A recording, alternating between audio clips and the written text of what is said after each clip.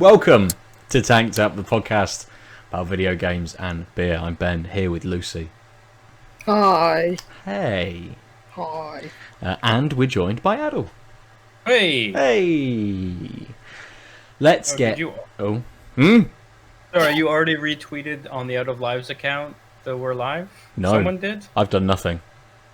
Oh, that was oh god. Never mind, that was last week's.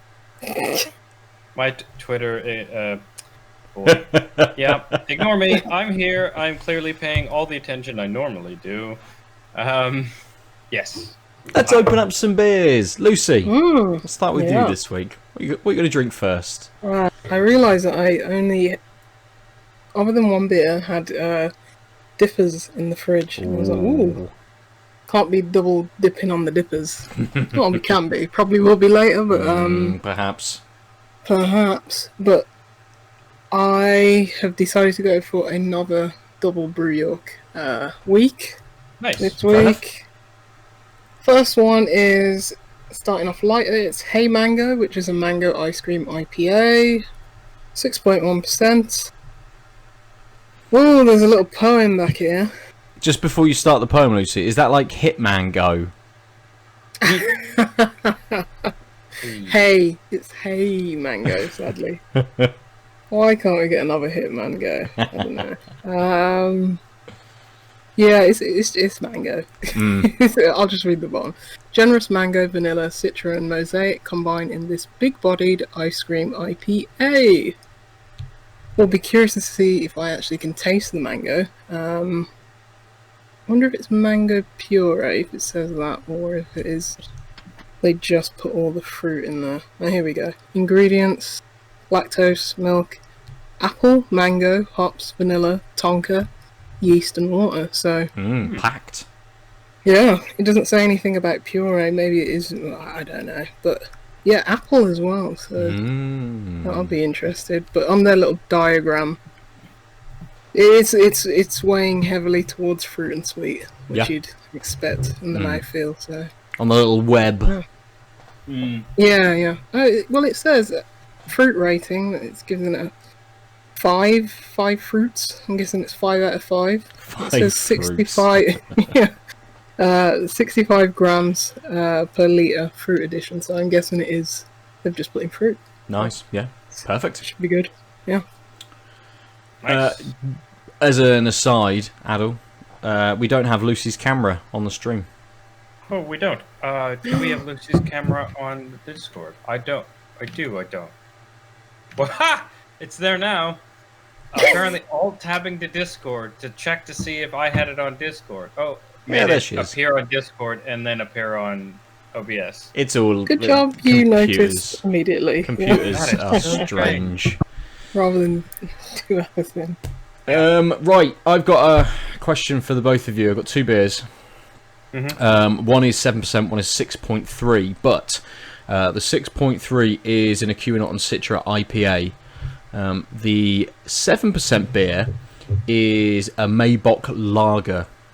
That one first. Yeah, that's what I was thinking. Hit the lager first. Yeah, it's gonna. I think your lingering taste on the other one are just gonna overpower it. Yeah. So I'm going to drink from Utopian Rainbock, which is a Maybach lager. As I said, it's 7%. They've got a lovely can. This one, Rainbock, I don't know what it's got to do with a rainbow, but it's lovely coloured metalwork etched into their sort of logo on the front as well. Oh, cool. Did you read that poem, Lucy? Or did I interrupt you? Oh no, I wasn't gonna. Fair enough. I can serenade you later. Do it, yeah. So this has got a little bit of flavour text. Rainbock is a celebration of spring, the new beginnings, and hope it ushers in, much like the appearance of a rainbow after a storm. Our Rainbock is a Maybach-style beer and was brewed in the depths of winter, slowly maturing for 10 weeks. Brewed slightly? What? That word slightly isn't even there. Brewed using the finest British malts, using a traditional double decoction mash. British-grown Bodicea hops, maybe. depends how you say it, where you're from, were added for balance and character. In these challenging times, we want to recognise the incredible work of Devon Community Foundation. Looking forward to better times, Rainbock is dedicated to their coronavirus response and recovery fund, helping to provide support to our local communities. £1 per can is donated to the DFC, the Devon Community Fund. I didn't even know that. There you go. Good stuff. You being charitable by not noticing. Exactly. I'm glad when people do it like that, though. Like, Yeah, we're just going to well, give some our beers like 50p, a pound more expensive than it would have been, but we're just going to give all of that money to some cause or charity or local foundation. Yeah, that's fine by me. Take a pound almost every week or beer from me. That's fine. I will crack this. Aadil, what have you got today? I was actually near Corksacottom earlier in the week, and I haven't been there in ages, and they're my usual bottle shop in the before times. And I caught, I only got 2 of them, but they have the whole new line of the Moor live beer. Oh yeah, nice. So I'm starting with the Moor's raw best bitter, 4.3%. Raw, that pub memory, warm and inviting, meeting up with friends and talking about the night before. The beer was familiar and gone too quickly, time to get the next round in. So it's naturally can conditioned with live yeast, always unfiltered, unpasteurized, and unfined. Yeah, so it's just, that's all they say. They just say, water, malted barley, multi wheats, hops, yeast. And it's classic, sort of more... Yeah, they've changed their branding, haven't they? So the art style on their beers is all new and different these days. Yeah, and all the live beer ones sort of have this live beer on the rim, and they all have this sort of grey, dark, gunmetal-y color, rather than it used to be sort of more stark colors like all white or all black. Yeah, because it was white. It used to be white cans mostly. Yeah, with coloured the odd dark stuff. Like I think the Vader one was black. But other than that, it's mostly they dark side and light side. Yeah, they did alternate in their can colours. Yes. Good. Back to you then, Lucy. It looks like a mango. That's thick. Yeah. Where did that man go? I don't know. Hitman. He's Agent 47. No one ever sees him. Yeah, it proper looks like mango juice, even down to the head. Like, frothy, bubbly.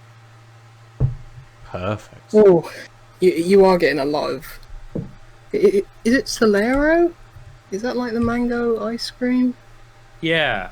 That is what it mango ice cream is. It smells like that. Okay. Like, full on. Like... It did say it had lactose in as well, didn't it? Yeah. Yeah. It's meant to be an ice cream IPA. Yeah, definitely. I can smell the mangoes, just all of that. But when you get your nose in a bit more, you're smelling a little bit of apple. It is like a fruit salad that you're smelling. I don't want to drink it. I just want to smell it. I mean, that works too. You can do that. Taste-wise. Yeah, it doesn't look thick, so I imagine the mouthfeel's going to be insane.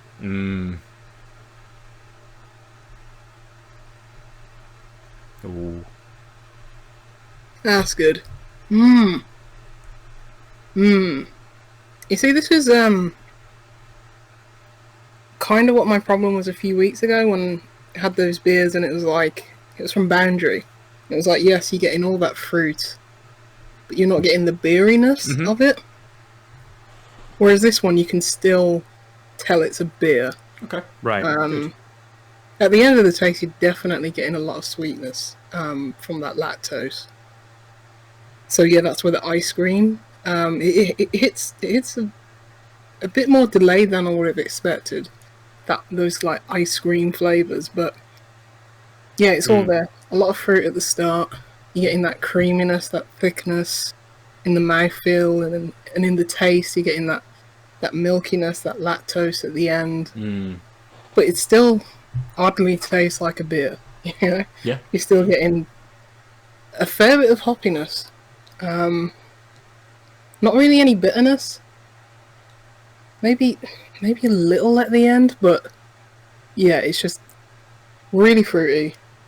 It's not too sweet, it's not too sickly sweet, which a lot of ice cream IPAs can do that for me. It's like, oh, you went too far past that threshold and it's just too sweet, but this one, it's paired back nicely. Maybe it is that those hops and that little bit of bitterness at the end that pairs it back. Yeah, this is solid. This is really, really nice. Good. Excellent. Yeah, and I'm guessing the tonka beans probably play a bit of part in making it taste more ice creamy. So Yeah, just add to a little bit of a sort of a more vanilla-y sweetness, I suppose, as well, doesn't it? Just to give it that little kind of kick, I guess. yeah, it's a Solero in a can, melted Solero in a can, but still tastes like a beer. So go figure. Yeah, this is really nice. Perfect. I might have to. My mom loves, like, she doesn't really like beer, but she likes some mango beers, so I might have to savour a bit of some of this. Ooh, Let her taste it. So. nice. Good stuff. It's always good when you can share a beer and you know someone likes a specific style or taste or something. Yeah. Good. So, the Rainbock. I mean, it instantly smells like a lager. It's got a nice, not big, sort of weedy nose to it, but it's got that little bit to it, just that little slight hint of a weedy nature to it, but quite light, a little bit of citrus maybe in there as well. I've done the standard bend pour and poured right to the top of the glass as well. I won't hover it over my keyboard or anything, but it's you know, it's a pretty standard colour for a lager. Maybe a little bit darker than most lagers. Barely any head to it at all. That disappeared really, really quickly. Wow. Ooh. So, you know, normally when you sip a lager, and you don't get much taste straight away, it kind of sits for a couple of seconds and then it sort of hits you a little bit more with its malts and kind of that weedy aftertaste and maybe a little bit of bitterness. This hits you straight away with a little bit of sweetness. Like as soon as you sip it, it's just a well, not. It's just a. I'm wondering where the sweetness is coming from. Yeah. What is that? I don't know. Lots of malts.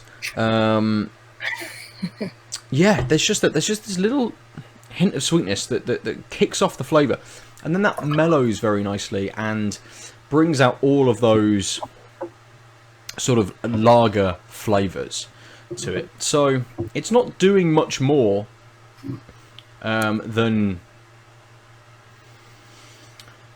kind of some of the other lagers that we've had recently. Something like the Donzoko Northern Hellers, which was maybe a little bit more bitter than this. This does have just that hint of sweetness, which kind of calms everything down a little bit, and then it does lead into a nice, weedy, bitter finish. But it's very, very easy. I don't know whether that sweetness is from something they've added. Maybe it's that slightly higher 7% having some kind of effect. I know they said that it was sat... how long was it? Oh, just maturing for 10 weeks. So, I don't know what that was maturing in. Whether it's just the standard vessels that they put it in. It doesn't say that it has been aged. 10 weeks is not really aged, but it doesn't say that it's been added into anything. That's very, very easy. And it's not too carbonated either. So it's not sort of a clean, kind of crisp taste. There's lots of lovely things going on, which mean that without that carbonation, it's allowed to just linger and sit and develop and just work its way around your taste buds, bringing in those different things. Ooh, nice. It's very nice. It's very nice. Right, I'm going to drink that. Aadil, we'll come back to you. Cool. Raw Moor. Raw Moor, very orange. Yeah. Bitter, I think. You can clearly see it's live yeast and unfiltered, etc., because it's opaque as all hell. Not a lot of head. Smells kind of juicy, and a little tart. Getting a bit of sweetness and citrus. It reminds me of the orange juice I had in the mimosa I had this morning, because it's one of my housemates' birthdays. Nice. Great way to start the day. Turns out didn't get me very productive, but probably wasn't going to be anyway. But yeah, so I am getting that sort of sweet citrus vibe from it, which is interesting for a bitter. Was it a best bitter, isn't it? Yeah. It is. So at 4.3%, it is quite light. Although has a bit of thickness on the mouthfeel, but ultimately it just goes down really smooth. It's quite a light in taste, so Yeah. even though I think that unfilteredness is giving a little more feeling to the liquid, it's still quite thin. Goes down pretty quick. Really, kind of tastes like 3 rungs down from what the nose is. It just kind of tastes a little fruity, a little sweet. Oh, sorry, a little like orange citrusy, a little sweet, and then it just and then it finishes bitter. Just a light swath of bitter. But the actual mouthfeel isn't drying out. So I'm noticing that I have this light bitterness, really light, as in like if someone's like, I don't like bitters, I'd be like, you probably wouldn't mind this. Like it's not too bitter. But that's clearly just taste, because the actual like my tongue and the rest of my mouth is actually still quite wet from the sip. It feels drier because it ends quite bitter, but it's actually still quite a wet feeling taste. Because even that bitterness doesn't linger for very long, or rather it lingers. It sort of drops a couple steps and then lingers for a bit. There's just not a lot else. Like it just kind of goes. Just as like once you get used to the lingering bitterness, it's just generic with bitters. Once I get used to that, it's almost like that sips 2 and 3. Like I haven't had much, or like there's nothing lingering. So I suspect this will go awfully quickly.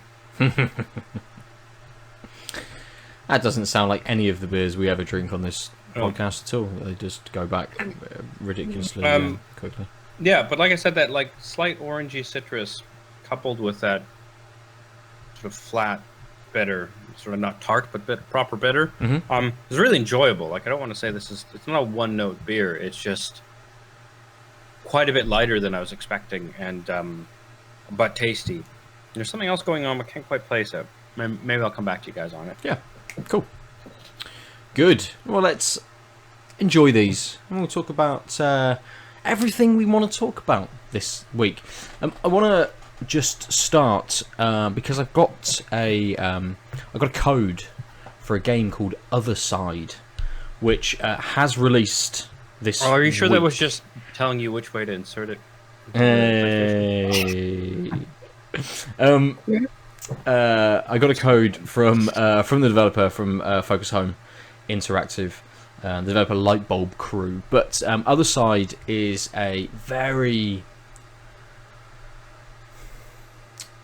it's got a very specific aesthetic to it. Black and white with lots of popping reds in there. And it is a strategy game.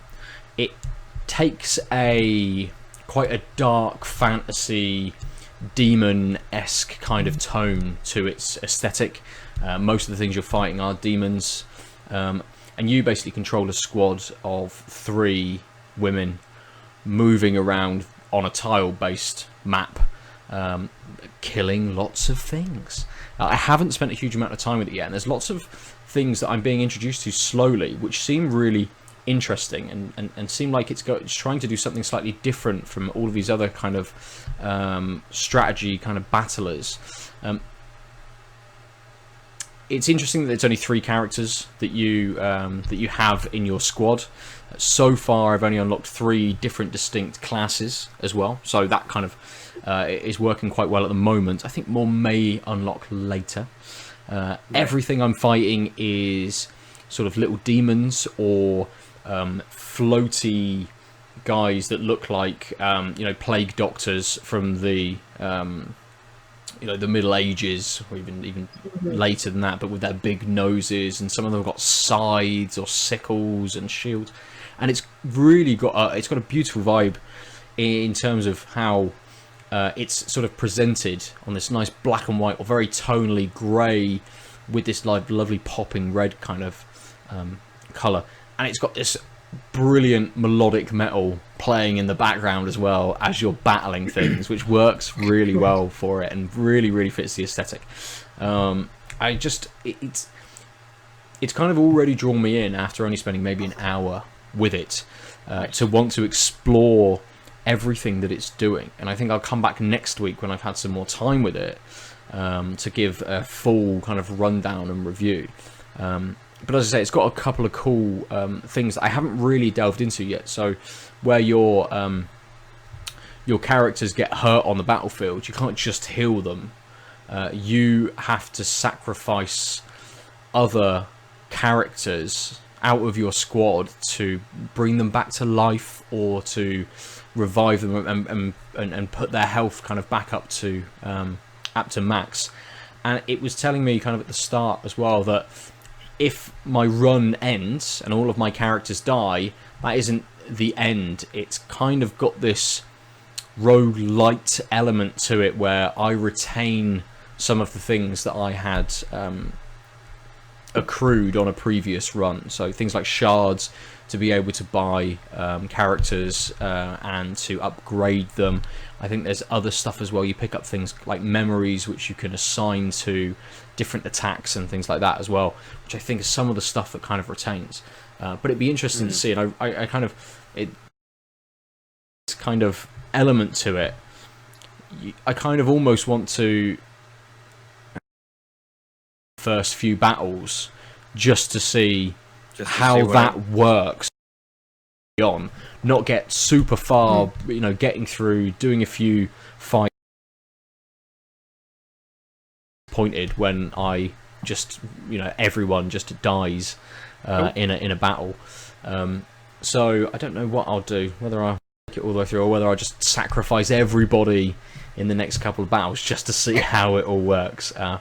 But yeah, looks like the visual art style was it's kind of like a mix between Transistor and Persona in a weird way. In an odd way, absolutely. Yeah.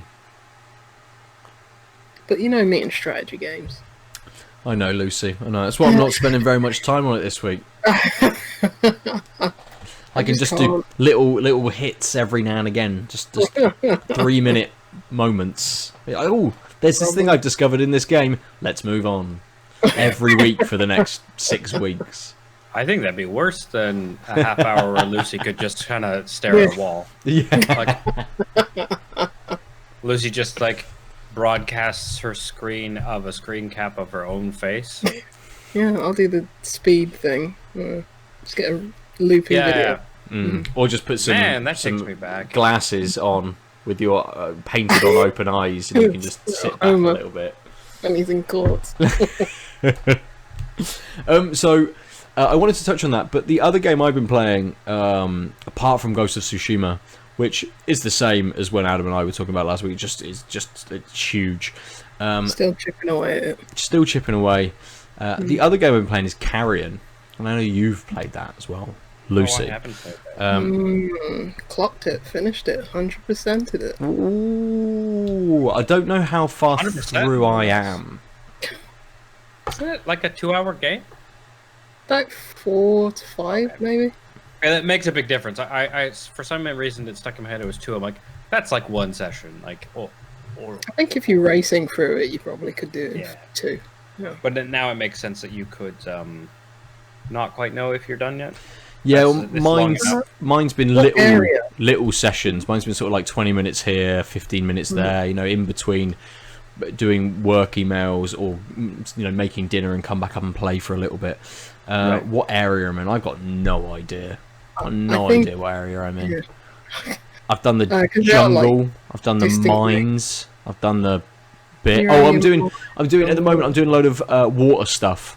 So flicking switches, raising water to then turn into worms to be able You're to move pretty around. far them. on, yeah. Okay, You're cool. about 2/3 of the way. You're Ooh. probably almost there, to be honest. But yeah, I think it would probably work better in terms of doing it in like I did it in like two like sit downs, two Right. sessions rather. And a big criticism I've heard of this game was like there's no map.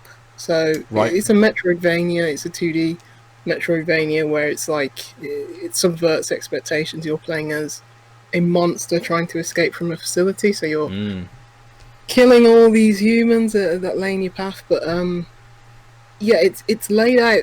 The level design is really good, but Yes. I think if you were to come away from it and forget where you're going, what you're doing, I could see that being a problem in getting lost. Because yeah, a lot of the reviews have alluded to that. I never found myself getting lost, even when I was backtracking for the collectibles, which are like containment units, which just had perks like more resistant to fire damage and stuff like that. Okay. But yeah, I don't know. I think I always knew where I was going, and I think that's just a testament to the level design. But Right. you know, maybe But, I other people are not like. Well, I can see, and I can see where people might struggle, because occasionally you get into a new level and you have not a hub to it, but you've kind of got a central area, and you might move off and do a little bit up here, and then that shoots you down into this bit. That might then shoot you back into the central area and then off somewhere else. And then you have to come back to that central area and think, well, where do I go next? But it normally does a very good job of showing you your destination almost as soon as you move into an area. So you get into a new area, moving through these like tunnels, I guess. And as the beast, you kind of get into points, little save points, and you inhabit them, plant a part of yourself, which then spreads around the area. You're essentially looking to open up more portals or more tunnels to be able to move through to different areas and to ultimately escape.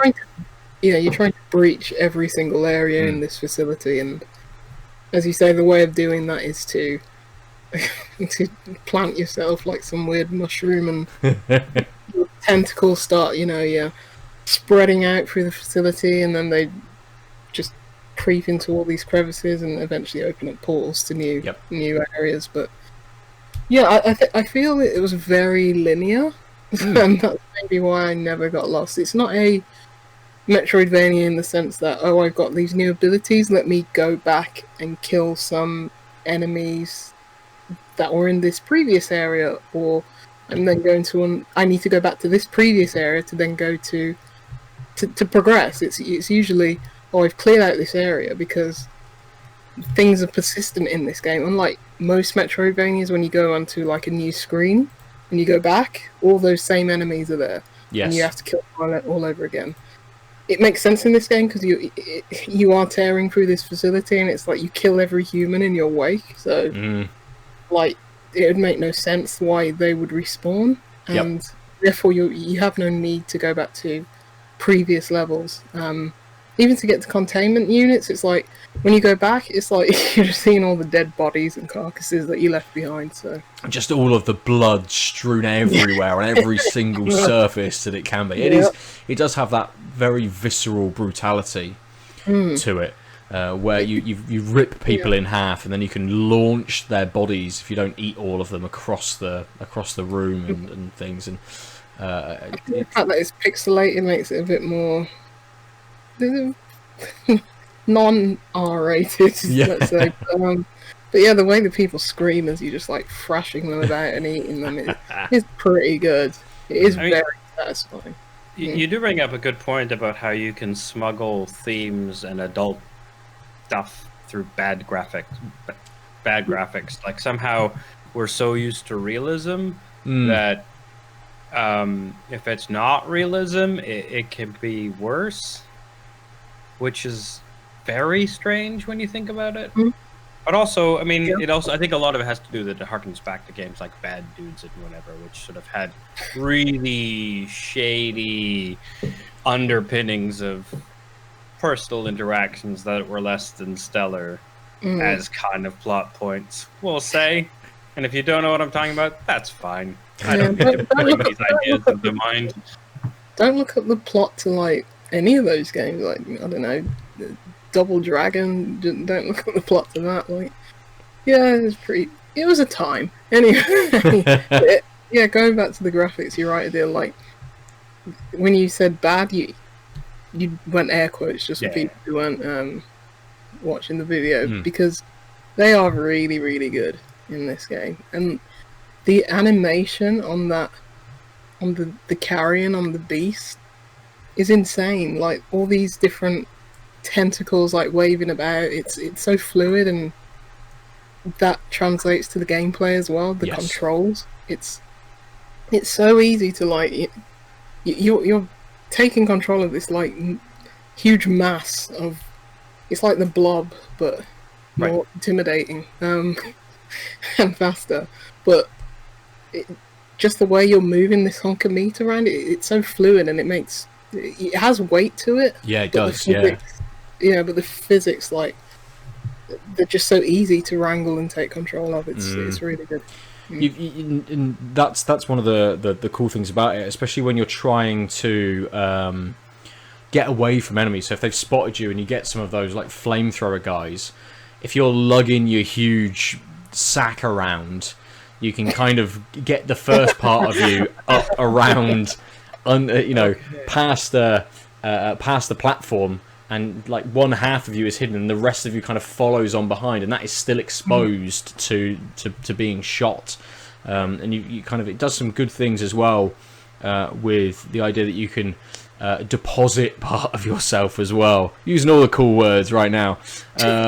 You can deposit part of yourself and become a smaller version or an earlier version before you become this big thing, and that then changes up the abilities that you can use. So there's a slight puzzle element as well to some of the levels, in terms of being like, well, how do I get past this? Well, I have to kind of break myself in half, move up, use this ability to get past this. Oh, that then actually brings me back around, so I can reabsorb that and then move through a different area as the bigger version. So I think it's very clever, and as you say, Lucy, the levels are designed very well in sort of signifying what you've got to do, and not being too obtuse either in what you need to do. I think there's only a couple where I've attempted something maybe 2 or 3 times to realize that I needed to do something different, and work that out quite quickly.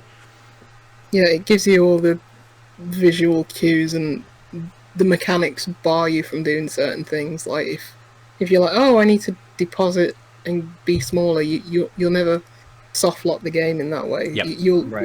It'll always make sure that no, you have to do this in order to sort of solve the puzzle. But yeah, going back to how you can deposit and make yourself bigger or smaller, etc. I think that's really clever in terms of like the combat, because each combat scenario you can approach it in different ways. Sometimes you can go in like bigger, and sometimes you just all out, balls to the wall. You're going to be seen immediately. You're going to use your strength to kill all the humans, or you can be a bit more stealthy, a bit more sneaky, and just, you've got like this spider web thing where you can shoot a web at somebody and incapacitate them. Or what were the other? There's like a punch as well, isn't there? Where you move your power up and just press your giant mass forward at quite a harsh pace into things. Yeah. And there's another ability which I don't want to spoil. I don't know if you've even got there, Ben, but I don't want to spoil it, but it's really cool, and it's using the people to do things. Oh, I haven't got that one yet. I think I saw that in the trailer. Yes. Oh, did you? Like, Yes, you can mind control people. Yeah. Yeah. If it's in the trailer, then Yeah. you know. Yeah, I was so- like if I know it's in the game, Yeah. then I think it's safe to talk about. Okay. Yeah, I haven't got that yet. I've got the ability where you can become you can cloak yourself for a very short period of time as your smaller version. I've just been able to turn into worms whilst I move through water, which is changed up. It's not changed anything up. It's, before I got the ability, you're moving through water and suddenly you have all of those squares that you can't kind of get past, and you think, well, that's another path down there. How am I going to do that? And it very easily just takes you around, do a bit over here, and then takes you back. You get the ability, and you shoot straight up through those. And you know that rather than going left down the path that you've already explored, just keep going and go up, and it does lead you very well. It's really streamlined, and it avoids that problem that most games of this type have, where you just get lost all the time and you need to look at the guide, and this doesn't do that. Because it is more linear, but yeah, I didn't mind it. It's really good. Yeah. I'm not as rabid a Metroidvania player as you, Lucy. No So it one kind of is. makes me feel a little better, because it's been a long time since I played one of those. It's like, I don't remember. Like, what if I just can't remember the map anymore? Yeah. What if these games aren't great because I'm too dumb to remember there was a thing over there? That's the worst part of the genre, to be honest. Yeah. Yeah, and like, it's The guide more mostly... often than not. Go on. You usually need a guide more often than not, on like one or two occasions at least, for most games in this genre. I think I played Metroid Zero Mission recently on Wii U, which is a remake of the first game. That game's near perfect and didn't need it, so it is. But that's very rare. When like Bloodstained was criminal for like 1 or 2 points. Like, unless you looked at a guide, you would have no idea where you're going or what you're doing. So yeah, it's nice that a game can have those like roots of like I'm feeling more powerful. You know, that whole thing that you nerds in your RPGs like, you know, the feeling of getting more powerful. But in a 4-hour, very linear game. Yeah. That is reminiscent of like Metro games, but Yeah, I mean, that's kind of what, like, the length makes me more excited to try it out, because although I'm not sort of I don't play Metroidvania often, one of the reasons is that memory thing. It was like, oh, well, you know, like if it's if it's 4 hours, even if I forget everything, backtracking couldn't possibly be that terrible to like find the spot, etc. Versus when it's this huge sprawling game, it's like, oh, for all I know, it's like I needed to, like, I've gone back and forth a million times over where I think it is, and actually I went on the complete wrong. I've been looking the wrong side of the entire map the whole time because I just forgot about some tunnel. try playing Hollow Knight without a guide and just being in a like I was like a stupor for like a week. I think I don't. You know when you have like an out of body experience and just think, how did I beat this game? What was I doing? That was with me and Hollow Knight.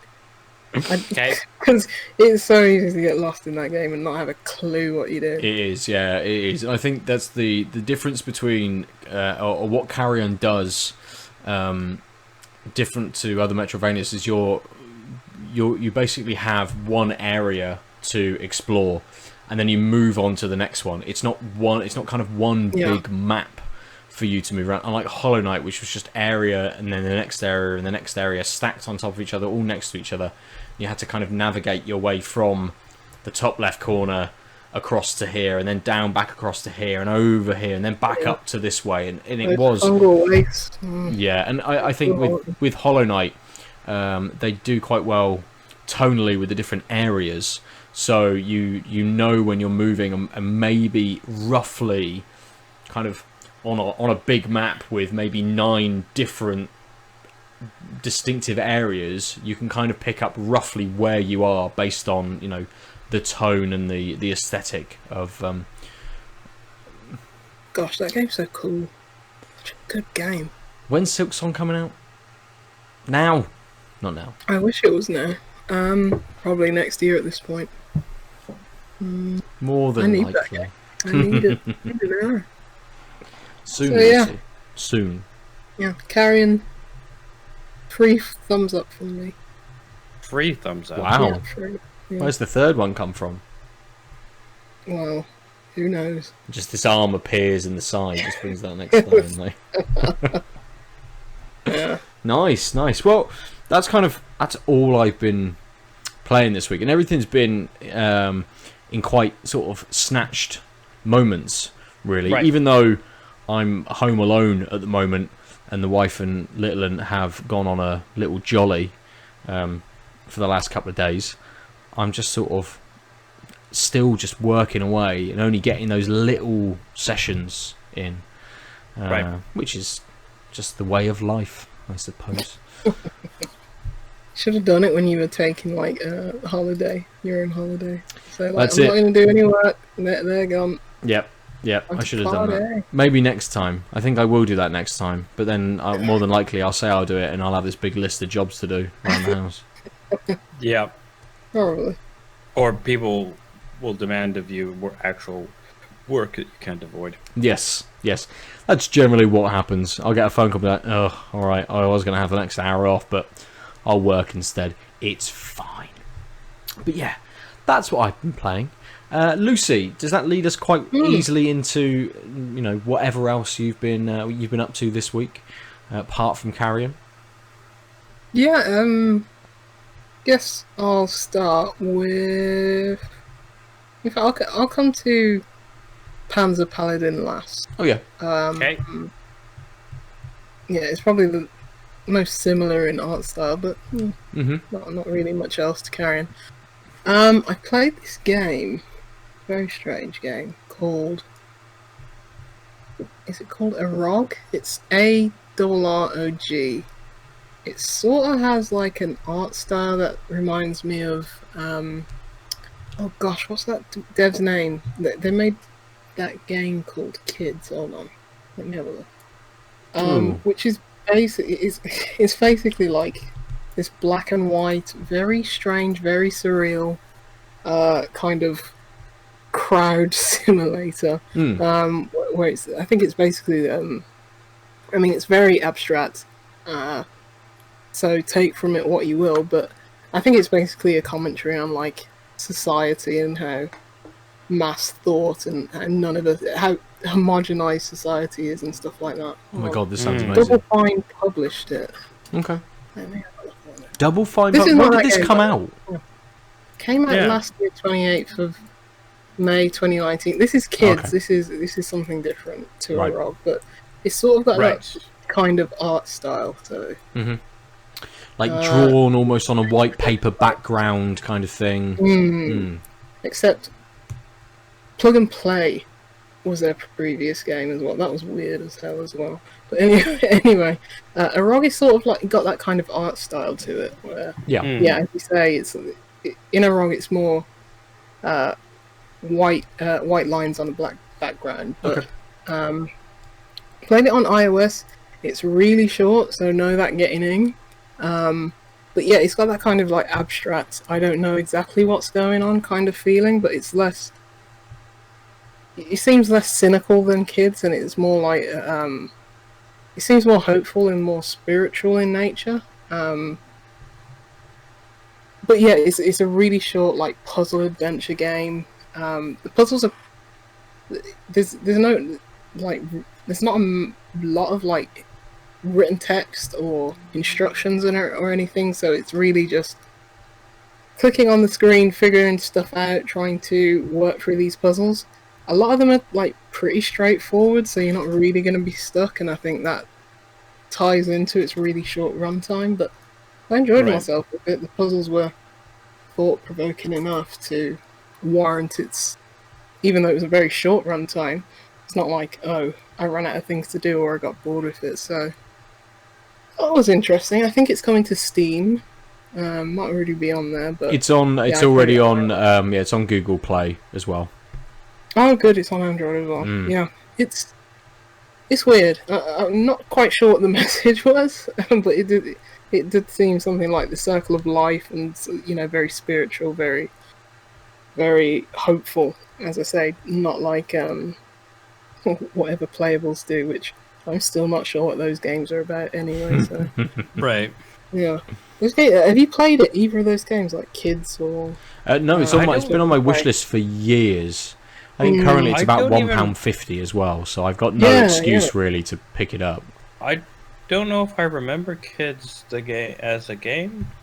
Oh, I've looked it up and I kind of vaguely recognize it. Yeah. Yeah. Yeah. And it's like a bit of physics to them, and like you're controlling some of those little blob people, and yeah, they're really short experiences, like what, half an hour each. Yeah, really weird, almost bordering on disturbing, like kind of experiences. People go, "Oh, it's not a game," but it's a game. You know. Everything's exactly. Yeah. Exactly. I mean that. I've decided that there's nothing that isn't the game.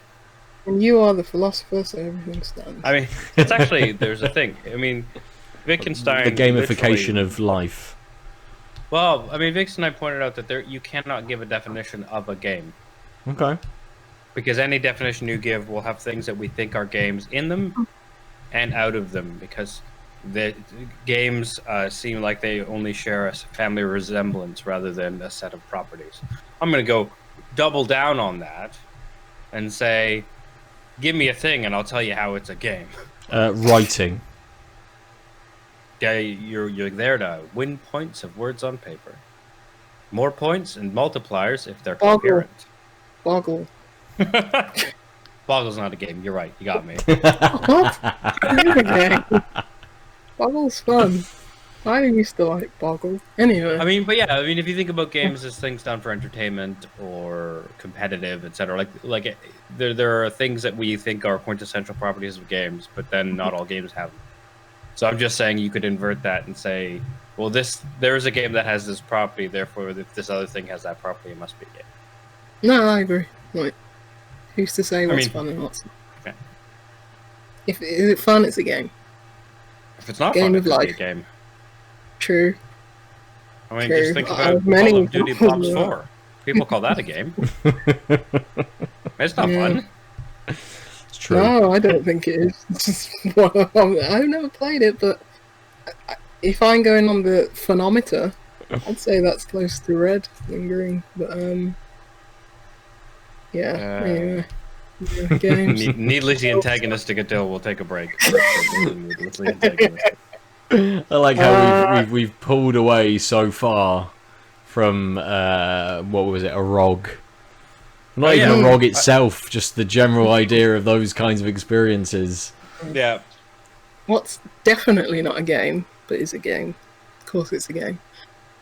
But many people would probably say it's not a game. It's a visual novel I've played. Oh. And this one I haven't finished yet.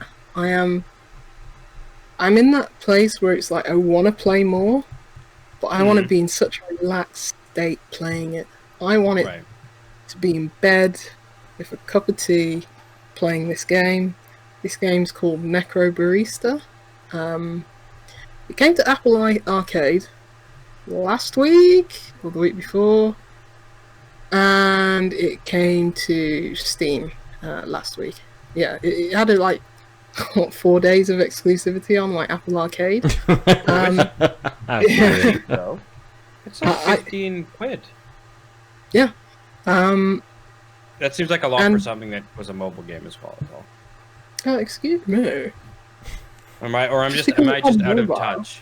No, I just mean that the expected price point of mobile games tends to be low, not the quality of mobile games. Oh yeah, but that's all. What you find a lot of is that if it's released on PC and iOS simultaneously or after or whatever, it'll be massively cheaper on iOS. It's like I bought a game called If Found today. I got a notification it's £1 off. It's $3.99 on sale. On Steam, what's that? £12 or something like that.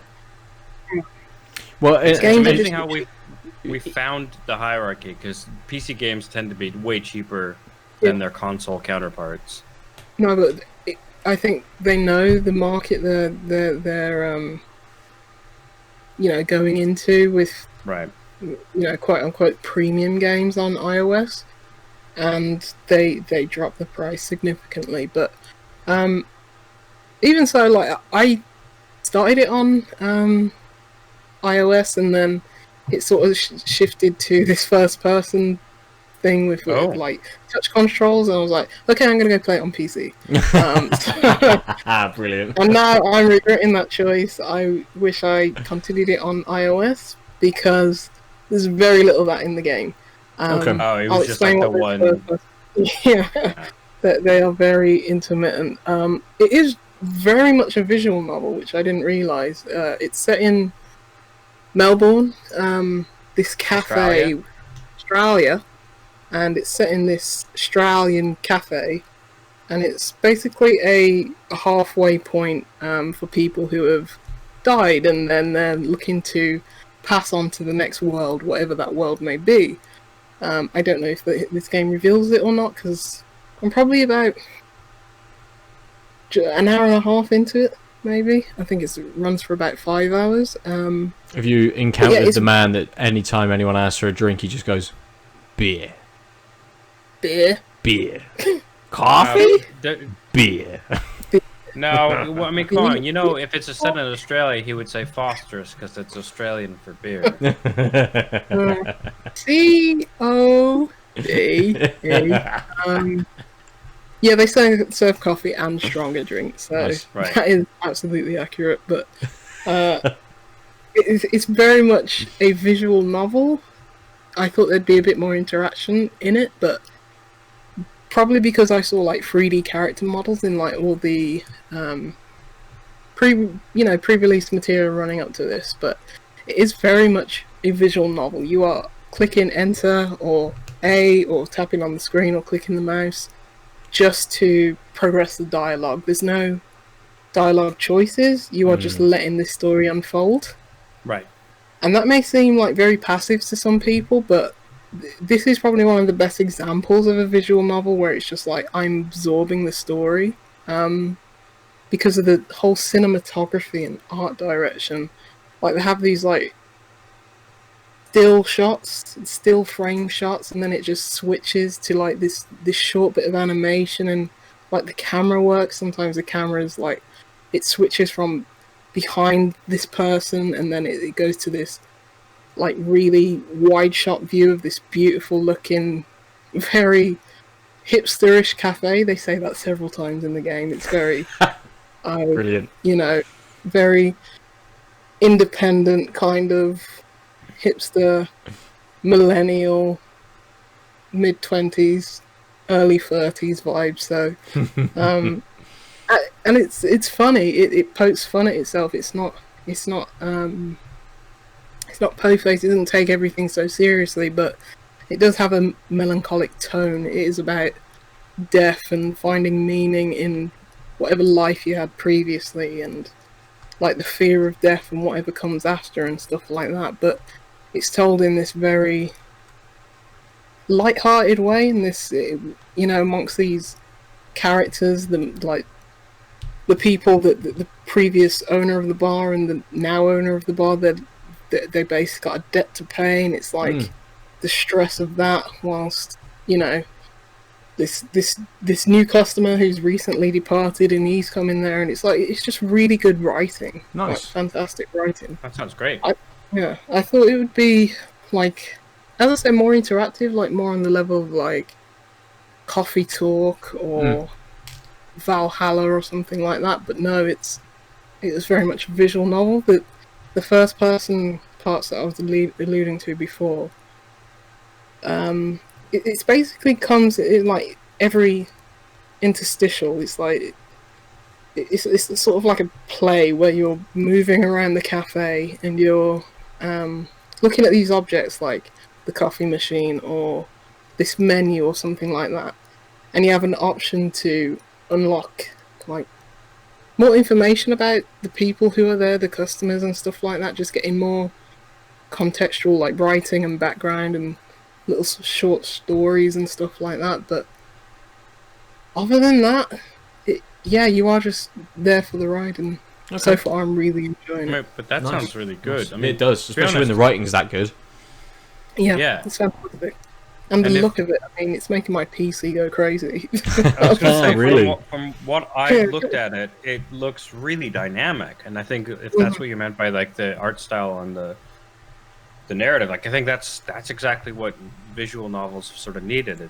Now you're on a console or a PC, a little computer which can do dynamic shots. So I think like the strength isn't usually, for people like me at least, like it's not, oh, I could replay this and see the 17 endings, because that often means that they're not, the writing of the core has to be such that it operates on this branching path. I'd rather have a tight narrative but a cool presentation. And so it seems like what you're saying is kind of what, like my favorite VR experiences that tended to be less dynamic are like moving you around, like making use of the technology to make that part more immersive and more interesting.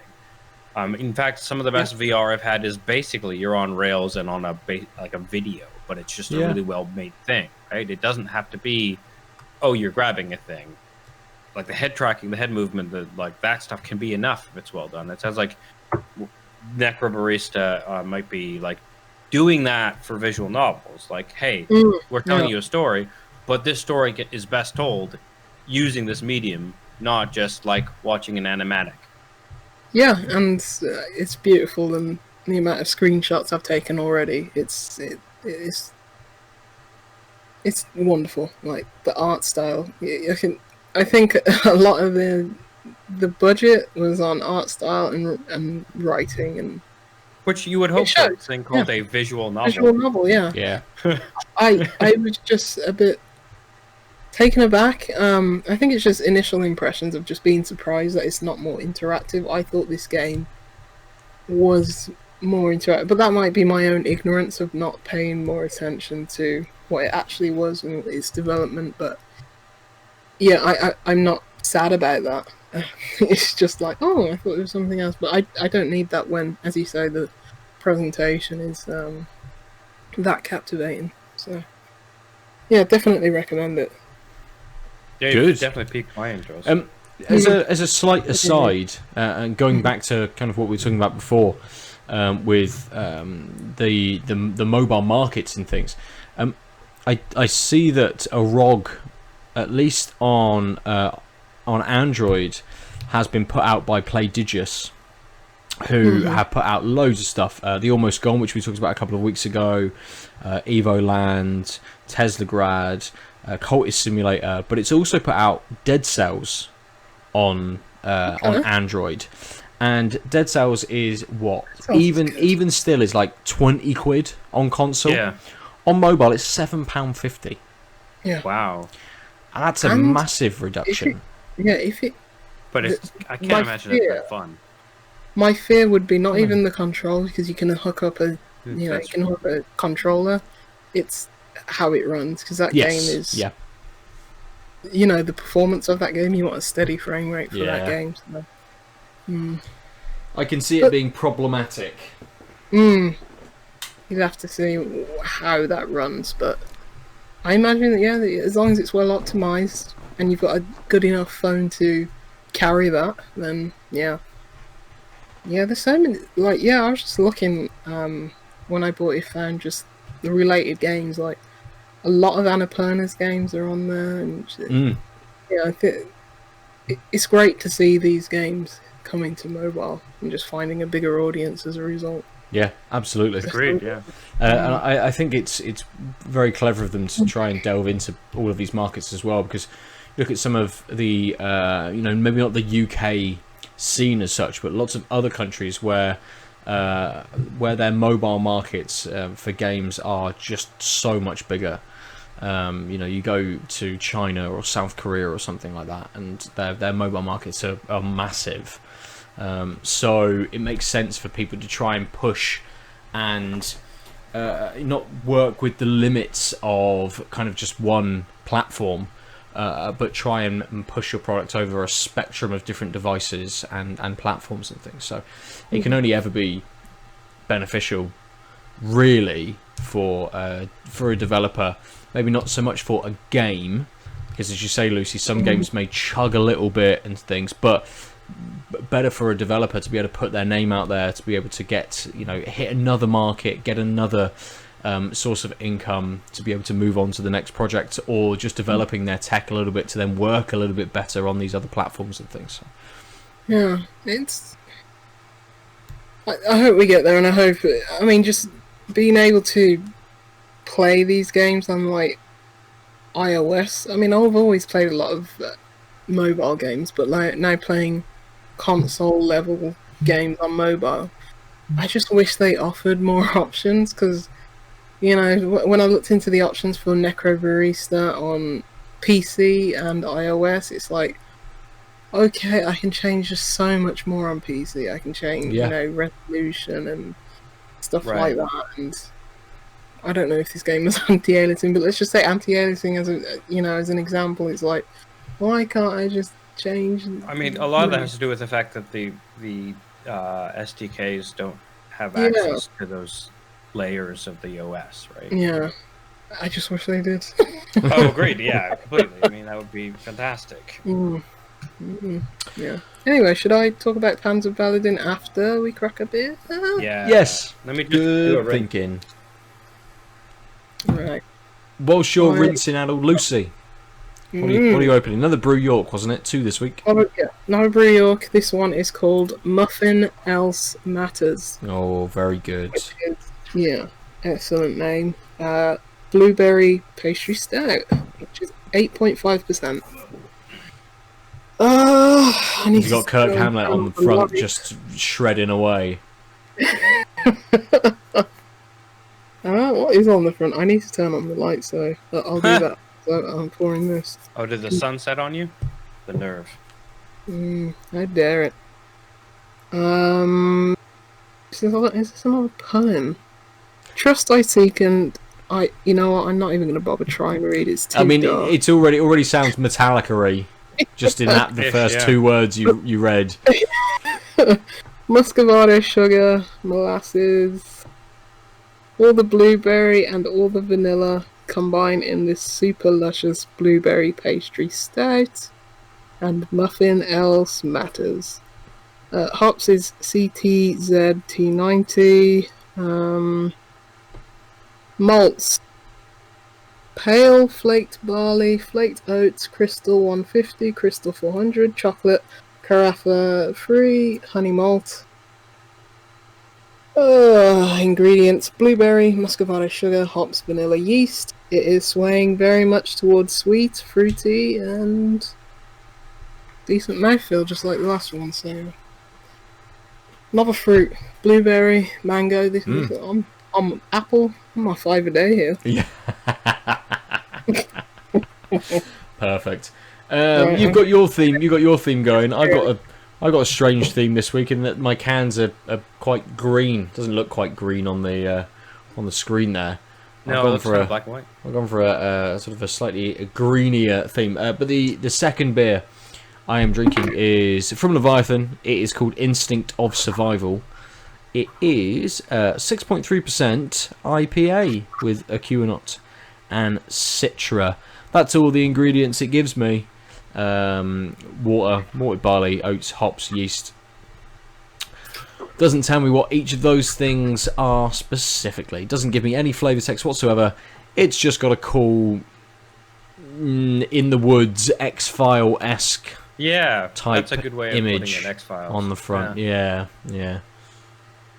I'm going to crack it open, I suppose. Aadil, Right. what have you got next? I've got another Moor live beer. Okay. Moor live beer. It's the Claudia Hoppy Wheat Beer. That's a nice beer. A light 4.5%. Claudia, combining our chosen elements of German, British, and American brewing into this happy, hazy, hoppy wheat ale. Pure, real, loud. Taste our brewing philosophy in one beer. That's all they say. Da-na-na. Yeah, naturally can conditioned with live yeast. Yeah. You had a 4.5% standard 330ml can.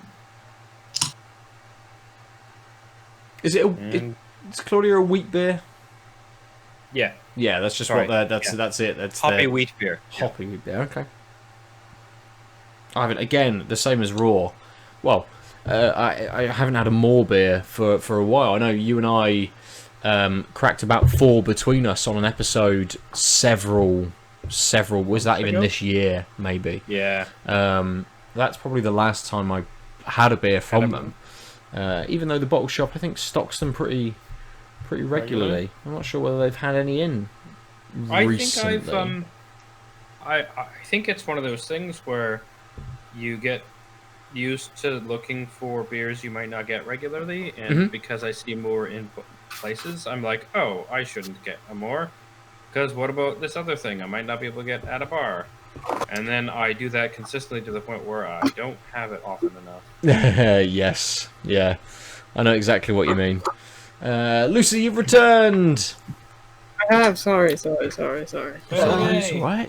What's what's your beer like? What's it like? Have you had it yet? You tasted it? Is it open? Blueberry, no. Using the loo. Turning on the light. But 3 birds with 1 stone. I think that's pretty good. Yep. Ooh. Look at this colour. Oh, wow. That is rich. Got like a ruby hue to it. Yeah, it's not blue. Ooh, look at that.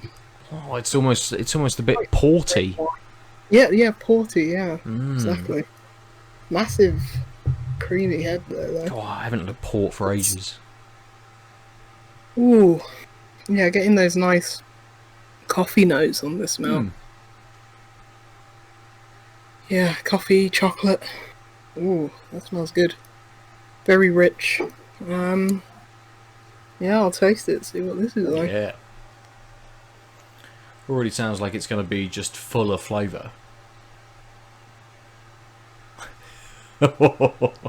Ooh. Yeah, getting a massive hit of coffee. It was actually surprising. It was like, oh my god, almost like just came out of my ears and my nose and everything. Like that coffee. Like that.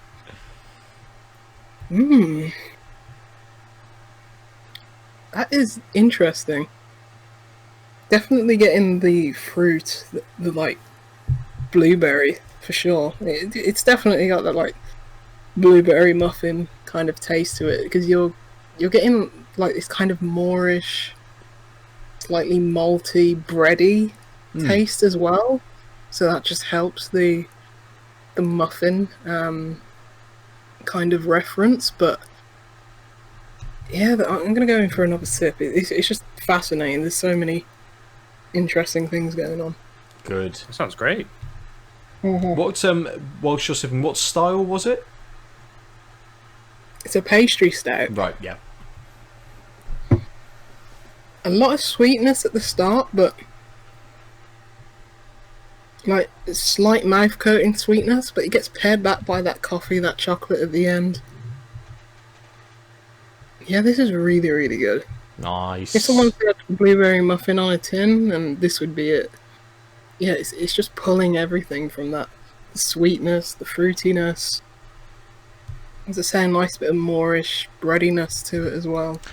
I know between the 2 beers that you've had, the mango beer had tonka beans in it as well. Yeah. This tastes more like it's got tonka beans. I was going to say that because I know that said it had vanilla in it rather than beans. Yeah. Yeah. No tonka beans in this one, and it that first sip, it did very much bring me back to the Tonkoko stout that Brew York do, which is probably one of my favourite stouts ever. Yeah. It just brought me back to that, but no tonka beans in it. There's no lactose. Oh no, there is lactose in this one. Sorry. Yeah, there is. But it's not. I'd say this is like even. No. It's got that sweetness at the start, but that seems like it's more attributed to the fruit rather than. Oh, so like lactose might just be there to bring that sweetness a little higher, so it melds well. Maybe. But I like when I see. So I've had a few beers now where I've had lactose that you wouldn't be able to spot and like they're using it at a much more subtle level than you usually get. And like the standard thing is like a milk stout, where it's like, yep, this has lactose in it. It's sweet. It's sweet in a way stouts normally aren't. And so this sounds like they're sort of the next sort of like a level of nuance below that, where it's there, so it must be doing something. It's going to do something sweet because the lactose isn't being eaten by the yeast. But it's not tasting lactosey sweet. No, you're exactly right. Because in the previous beer, the lactose was there, and it's like that combined with the oats, it did make it have that kind of viscosity and that fullness to it. Whereas this, it's not. I'd say it's maybe a bit lighter than the previous beer in terms of like its body. You can't tell it's 8.5%. It's just so easy, and if it was just stout, it would probably just like the Tonkoko stout, it would probably take longer to drink. But as I say, that fruitiness gives it that kind of freshness, and it makes it lighter and not so heavy. So this will be gone soon. Nice. My 5 a day. Why can't all 5 a days be this good? That's it. So Just, I mean, you could probably get it in one can if someone works hard enough just to get it all down. Fruit salad beer, you can get everything in there. So, Leviathan. I think that I do remember the last Leviathan beer I had was a nice big bitter boy. This one has a very light nose, a little bit of citrus, a little floral hit to the nose as well.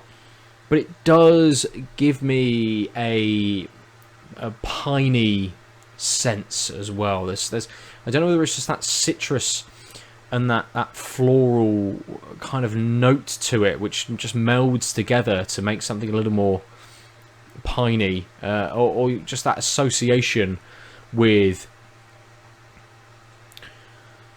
kind of knowing that in other products that when you have something that's piney, you kind of get that citrusy sort of hit to it as well.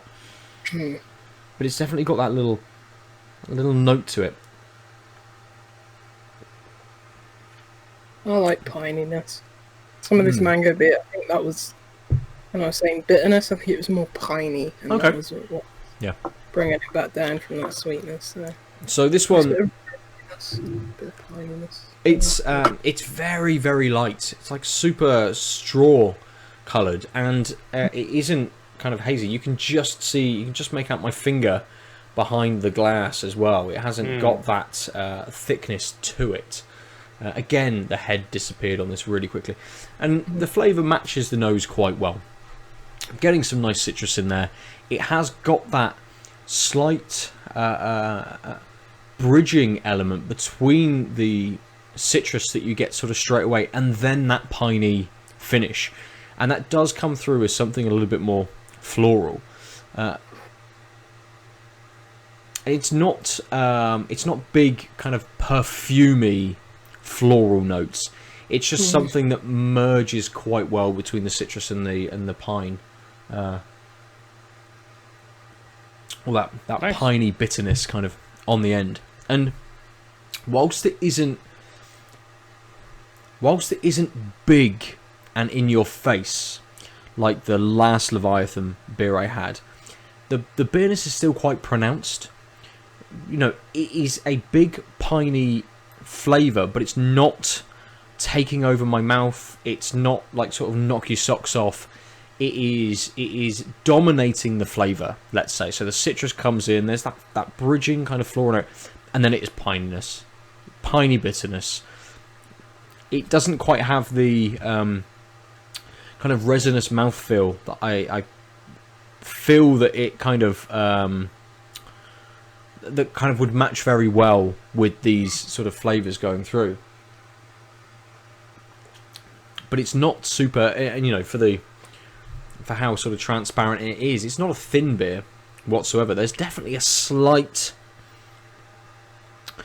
not viscosity, but a little kind of oily feel to the beer as well, which maybe again helps with that transition through from nice citrus into that slightly more bitter piney finish.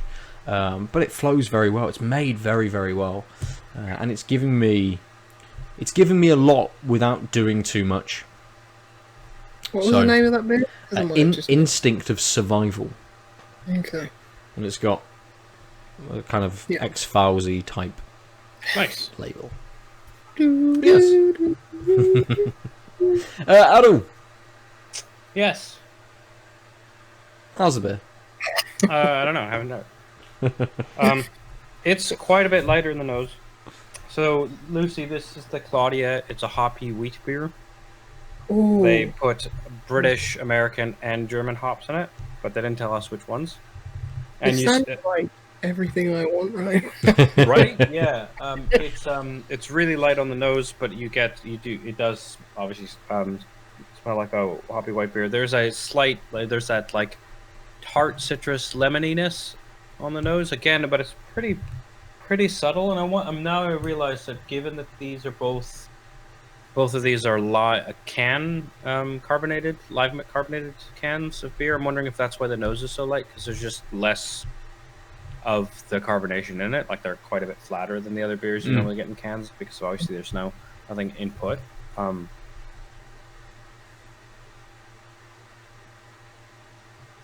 Ooh.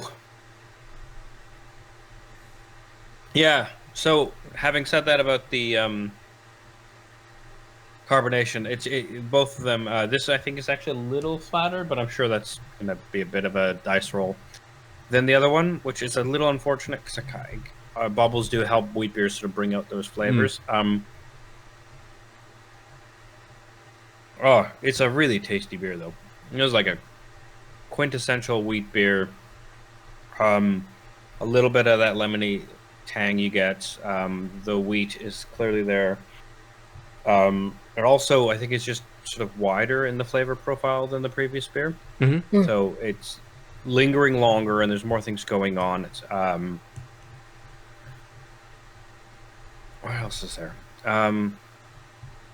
I kind of want to keep saying it's this quintessential wheat beer, but a little flat. Like it's just sort of hitting all the wheat beer notes.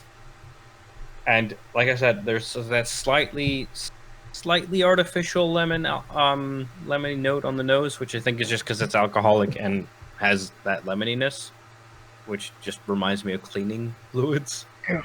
But it doesn't taste like cleaning fluids. Good. That's a shame with the flatness though, because like when I think of a wheat beer, I just think something on a sweltering hot day. I want it to cool me down, have that kind of pop and fizz to it. You Exactly. know, like Blue Moon has saved me on many a day where there's been no other like beers. Yeah, So I want something nice. Blue Moon, yeah. Yeah, that's sort of the thing that like what I'm noticing is I'm sort of having to dig consciously through some of those tasting notes to be like, no, this isn't not a wheat beer. It's just the flatness is making some of those notes not pop, like literally not pop. Yeah. And that's a shame because it's really tasty. But like, yeah, like there's this perverse idea that you put in my head, which is there's a soda stream right there. No, that might no, I'm not gonna do it. Maybe just the last kind of like couple of inches of the glass Oh or something. man, The I don't know why I sacrificial shared end. this perverse idea. Now I'm gonna have to do it. Yeah. Probably gum up the Soda works. stream. Soda stream. Soda stream. Yeah, I'll do it a little later. Yeah. You know when it's just mostly backwash and sediment? Tasty. You know what makes backwash and sediment go down easier? Bubbles. Cool. Ooh. Perfect. A perfect point for us to move on. Back to you, Lucy. Yeah, I won't talk too much on Panzer Paladin. It came out probably about a week ago. I won a code on Twitter, so that was nice. Oh, That is nice. Yeah, it was very nice, very convenient, because I had my eye on this game. I was like, well, that looks pretty.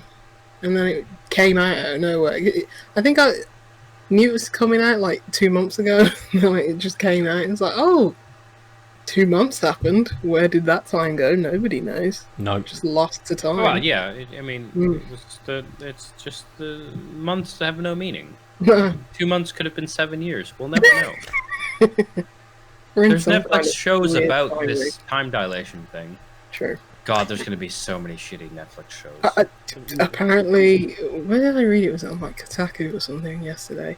There's love in the time of Corona. A coronavirus dating show that is already coming out. Oh no! So they've got you covered, Aadil. No. At least that'll give me some good game time when Kim watches all of that shite on Netflix. But then you're going to be playing the game show that you're watching. It sounds. It's going to be like visual novels, right? Like, I read the synopsis and I was like, I do not need to watch this trailer. They were like, here's the 30-second trailer. I was like, no, I do not want to watch this. Oh god, my brain totally misunderstood what you said, and I thought you meant the trailer that comes after the 31st trailer. The 30 seconds trailer. And I was like, how many trailers? No, that wasn't a joke. My brain literally went, 32 trailers? What? They don't put the like in video games. It's like, here's the trailer to announce we're gonna. I mean, they do that in movies, right? The 17th teaser, and then the theatrical and the Japanese theatrical teaser. That's the teaser for the Japanese theatrical trailer. Yeah.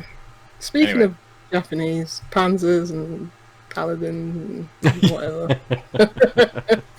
Panzer Paladin, yeah, it's a 2D pixel art. How many times there has to be a drinking game where it's like if we just Lucy said together, 2D drink. She said pixel art drink. Yeah. Wait for Metroidvania, then finish the drink. This one, apart from it, this is less Metroidy. It's more Contra, Mega Man, Blaster Master, kind of. So like action platformer. Yeah, action platformer. I think that's probably the best way to describe it. Spot on. But yeah, you're going through these. It's level by level. There's very little backstory. I don't even know why they put stories in these things. It's just like, what's the point? Nobody's paying attention. It's not what we come to these games for. But you're like this female android-y kind of thing, and she pilots a mech. Oh. The mech it's like this mech suit thingy, and it's like this is what you're playing most of the game as, but you can come out of the suit. And there are certain times where you have to, because there's like small little, entryways that only she can fit through and stuff like that. It's very like Blaster Master in that sense, but and she has like much less hit points than the mech, so it's always beneficial to stay in the mech. But this game has a lot of interesting ideas, but it can be frustrating. Okay. And I've stopped playing it. Because I'm like halfway through, and I just read on Steam, it's like, oh, there's a bug that doesn't carry your progress after this certain point. So I was like, I'm gonna stop playing. Oh. If you quit out of the game, it's like, even though it says like, well, if you quit out of the game, you can still hop back in. And apparently, there's a bug where it's like, no, that absolutely doesn't happen. So I'm not playing until it's patched, but yeah, I'm at the halfway point, which I thought was the end point, and I would have been happy if it was the end point. Oh, really? Oh dear. But the first half of the game, you're going through I think it's 10 levels, all set in different parts of the world. The art style's fantastic. The animation's really good as well, and each location, you go into like Tanzania, Scotland, Russia, USA, etc. Quite varied in its locations. Yeah, they're varied in terms of the backgrounds and like the music that accompanies each setting. And they are like, oh, Egypt, there's like quicksand, and in Switzerland there's a bit of icy floor in the boss level and stuff like that, and you're on a train going through like the Alps and stuff like that. So yeah, it's really diverse in terms of like backgrounds and stuff, and some of the mechanics. But The enemies are just really palette swaps. Most of them are just like throwaway. Like it's just like one slash, they're done. So it's the game is easy in terms of its combat, but then where I get frustrated is when it's like, okay, you're only putting 2 checkpoints in this game, one at the halfway point and one right before the final boss. Oh yeah. But it's somewhere in between these, the start of the level and like the halfway point, you've got this really stupid jump, or this thing that looks like a pit of spikes, but it's and spikes don't kill you in this game like a lot of retro games, but not actually a pit of spikes.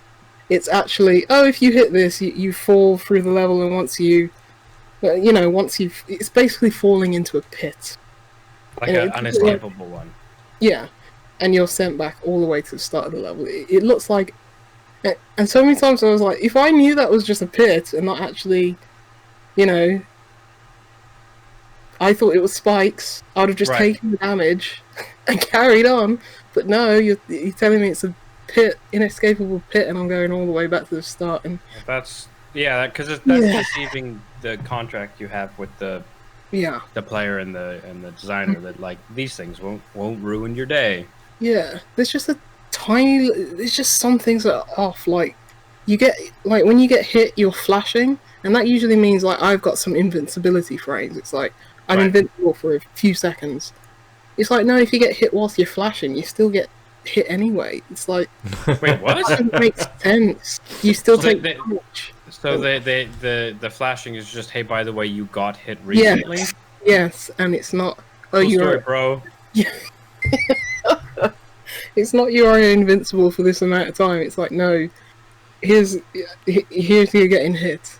I guess if you're playing mouse and keyboard, I don't know why you do that, but maybe that's the visual representation, but it vibrates when you're on controller, so it's got some quirks to it that I don't appreciate, and it's just like, it could have been so promising, because it's got some really cool ideas in it, like the as I said, like the Blaster Master thing you get out your suit from now and then, and there's this really cool thing where it's cool on paper, but in execution it doesn't quite work.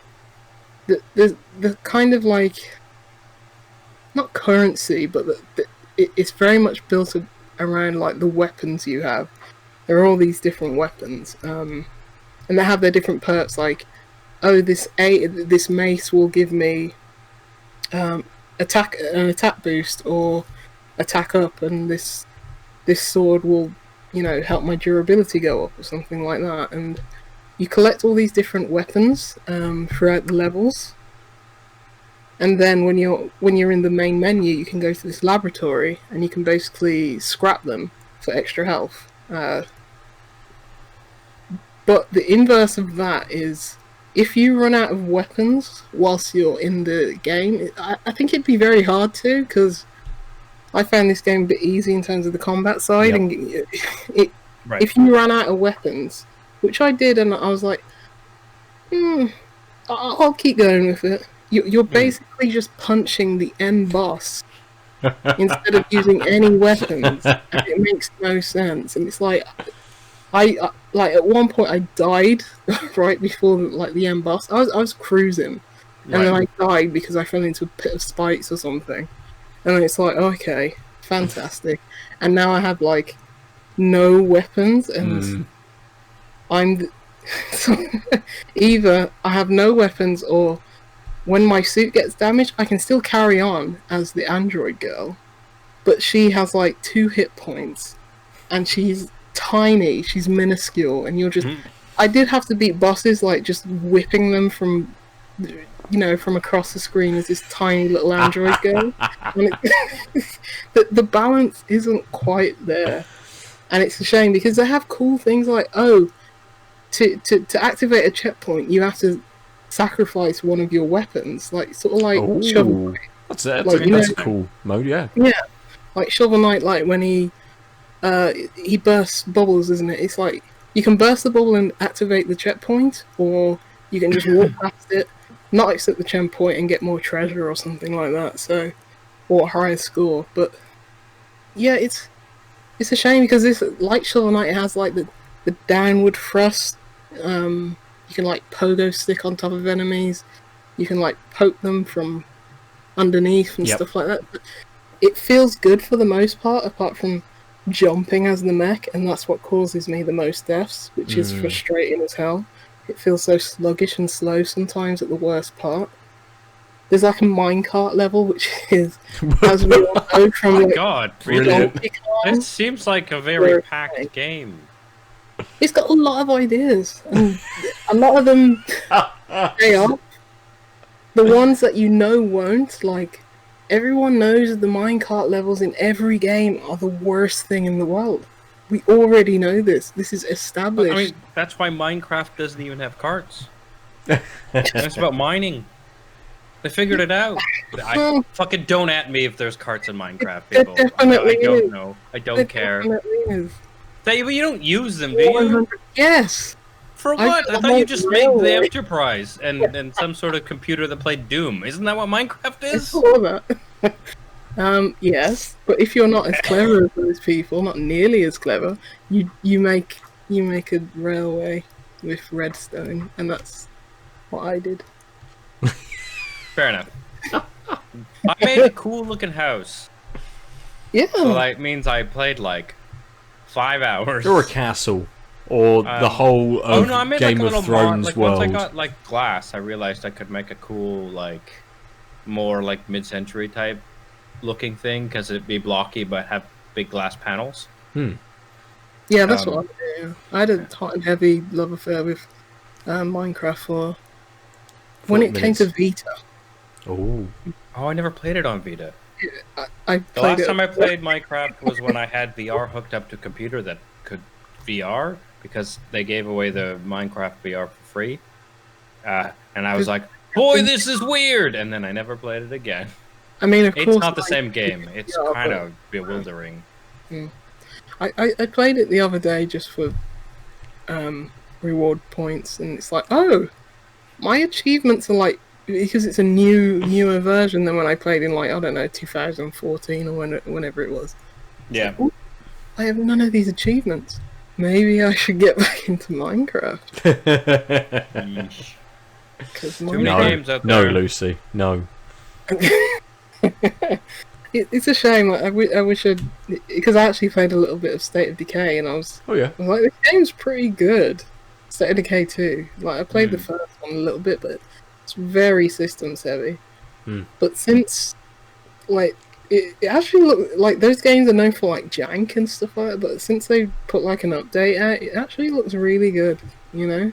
Like some of the animations and like the graphics and stuff. I was like, should I play State of Decay? Yeah, if you want to. I don't know. And no, it's literally that simple, Lucy. I can't. No, that's it. Don't want to play it? Don't play it. It's what I do want to try is that Grounded game that came out today. I was not convinced by that game at all until I saw the recent trailer for it. The Honey, I Shrunk the Kids game. Oh, that one. Yeah. That seemed interesting, but also a survival game. Yeah. I will probably play it for 5 minutes to get some reward points and never pick it up again. Like Bleeding Edge. You remember that? No, nobody does. But I mean, I don't get reward points games anymore. I briefly, when I had an Xbox, had a dalliance with playing rando games. You could get Game Pass. You could pay for Game Pass like that. For £1. No, you could literally pay your Game Pass off with rewards points. Oh, right. It takes me 5 minutes to get like 200 points a day. Oh, really? Less than 5 minutes, which is £20. You do all your Bing searches. You play your games. I go like that on a keyboard for maybe 30 seconds, and then got all those points. All right. Well, you know, sure. I'm earning bank with. To be honest, given that you both have Game Pass, what makes me think of getting it is I might be able to play games with you guys now that I have a PC that's slightly better than one that doesn't have a graphics card. Yeah, because everything's crossplay with Yes. PC. Xbox. Yeah, so as long as it's on PC Game Pass, we could probably all play State of Decay 2 together. Yes, I think you can. Yeah. Ooh. Well, that would be a reason to play State of Decay if you guys are playing. No, that makes me not want to play it now. I love how What's wrong with playing games with us? It's just the generic multiplayer idea that Lucy hates. I cannot stand it. Well, I'm like, a game I can play with my friends? I might actually play a game. Yeah, but you're not an Asbo, so. Oh no. Perfect. Right. Yeah, that's Panzer Paladin. It's fun, but I forgot we were talking about that. yeah. Let's move on. Let's move on. Aadil, what do you want to talk about this week? What have you got for us? I've played 2 different games. Ooh. One of them with one Ben Nother. Oh yes. I refuse to believe it. And the other one is coming to early access on Steam on Friday. Oh, okay. This is the most excited I've been in years. What, the game is coming to early access? Yeah, so the devs sent us a review code of Banners of Ruin. Oh yes. Which is a card-based roguelike strategy game. Alright, I'm out. Yeah. I was waiting for that. Just thank you, goodbye. No, I'm looking at it. Monte Barrow. Yeah. Opening. Art style's pretty nice. It's really bare bones. You basically just get this screen for it's like 2 screens. One with sprites in either a front row or a back row, and then you're fighting enemies in the front row, back row, and you can have up to 3. So like maximum is like 9 baddies or 9 goodies. I think what we always forget to remember to say first off on this podcast is that it does animal people. I was about to say it is a roguelike where you're like in some sort of medieval thing. You're clearly rebellious or some sort.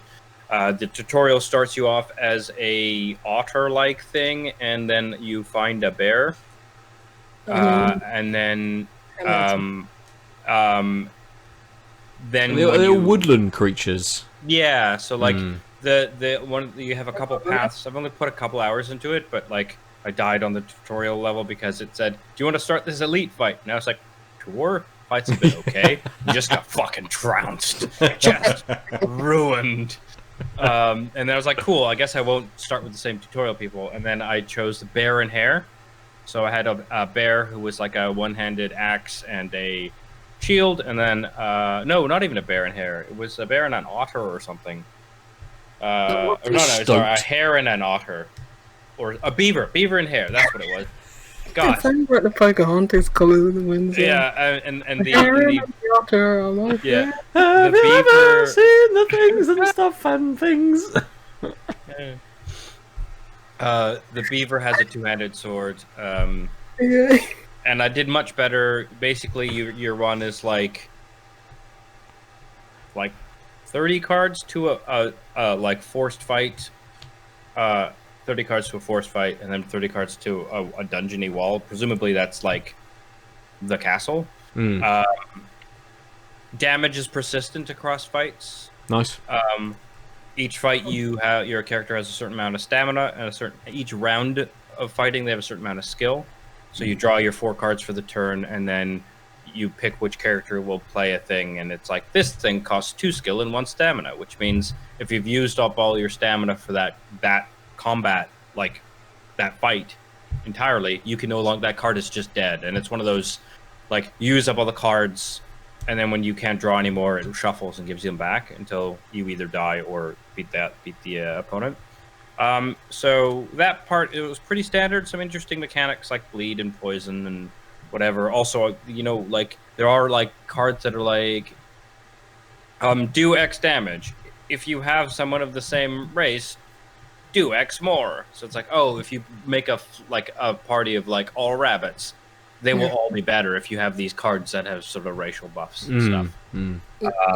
This sounds so much like the SteamWorld Quest. It's like if you had said robots instead of animals, I'd be like, oh, it's so the thing is, in SteamWorld Quest, you had a world where you ran around, and so the other screen when you're not fighting is literally 3 piles of cards, and they're like, what do you want to do? Like they're really leaning into the cards thing, and it's like each card will have a number over it, and it'll be like, do you want to go to the tavern? It has a 1.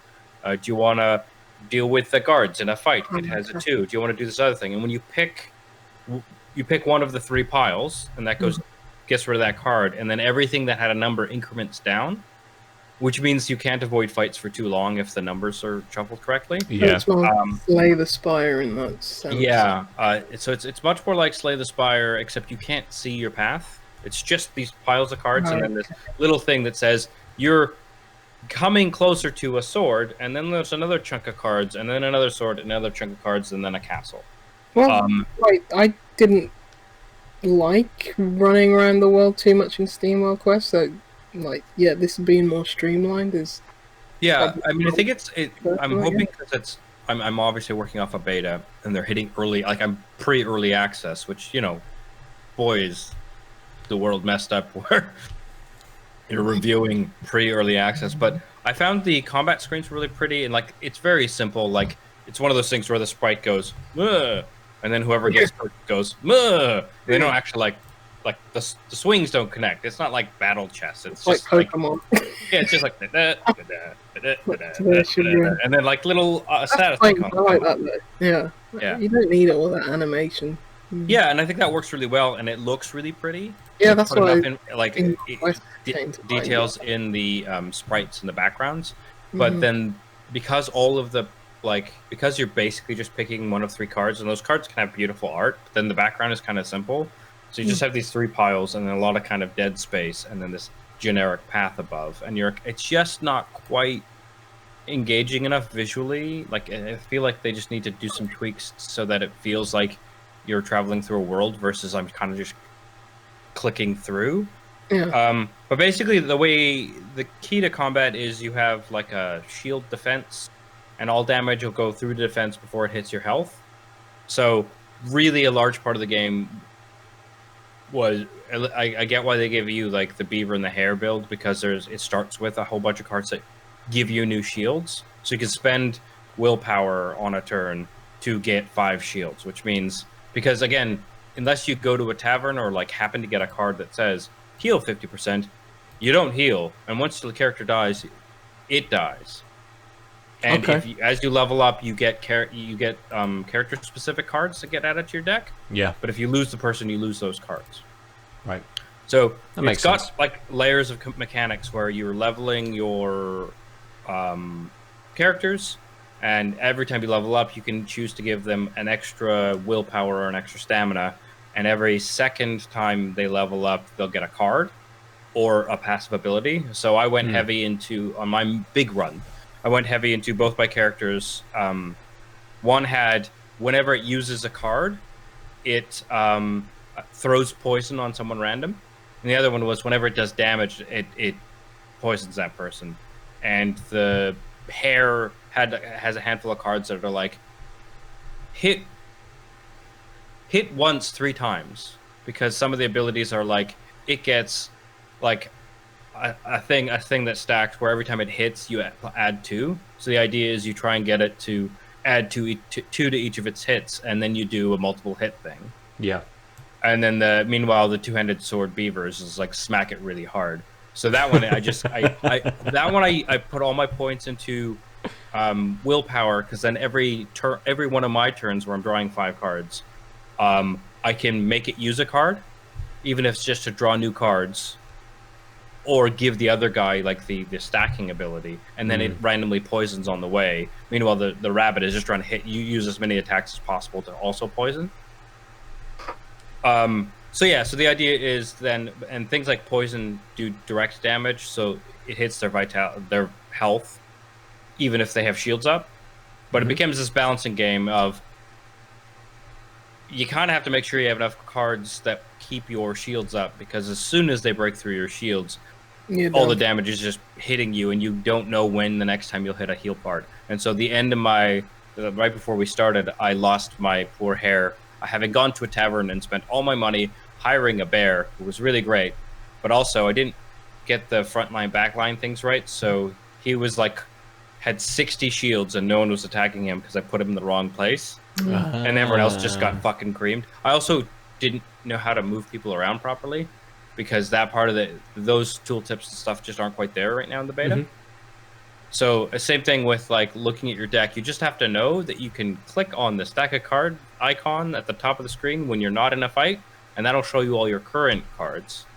But when you level up a character, it's like, pick one of these 3 cards. And I'm like, or pick, do you want to give them stamina or willpower? I'm like, how many cards of mine do I actually have stamina with? I think it's just 2. So like they only ever really come up once per fight, so I don't really want to waste points there. But now I don't know. I have no idea how to look at my cards. I don't know how to make this decision. The only cards I can see are the ones about this character, or I cycle to the next character, and the ones I've earned for this one. So there's like some growing pains on just making information, which it turns out you can get to just clearer. Whether it's a tooltip or a shortcut. Like honestly, I think when you're in the upgrade menu, there should be a button that says "View your deck." Yeah. Right. Yeah. But yeah, it's. I think these games kind of live and die on their menu systems a little bit. If they're not easy to navigate and you can't easily access stuff like that in between fights and things. And Othercide did a very, like the first tutorial after I'd done a brief combat encounter, it went straight into the tutorials on the menu systems. I was like, go here to look at this, go here to look at this, go here to look at this, go here to look at this. You're like, brilliant, I know my way around this now, that's perfect. I can just kind of discover things as I go a little bit better, explore it at my own sort of leisure, and if my characters need to upgrade and level up, I can go and do that. I know where that is, even though I haven't done it yet. I still know where that is, and I think you can, a well-placed tutorial, or even, as you say, just a tooltip, say go here to do this, or even if it's no menus. Yeah. No menus. Got a point. Strategy, RPG. More menus. No menus, no problems. Yeah, so I mean, I'm kind of I'll play more of this. It does remind me of Slay the Spire, which I think probably has deeper mechanics, just from what I've observed. I'm kind of curious.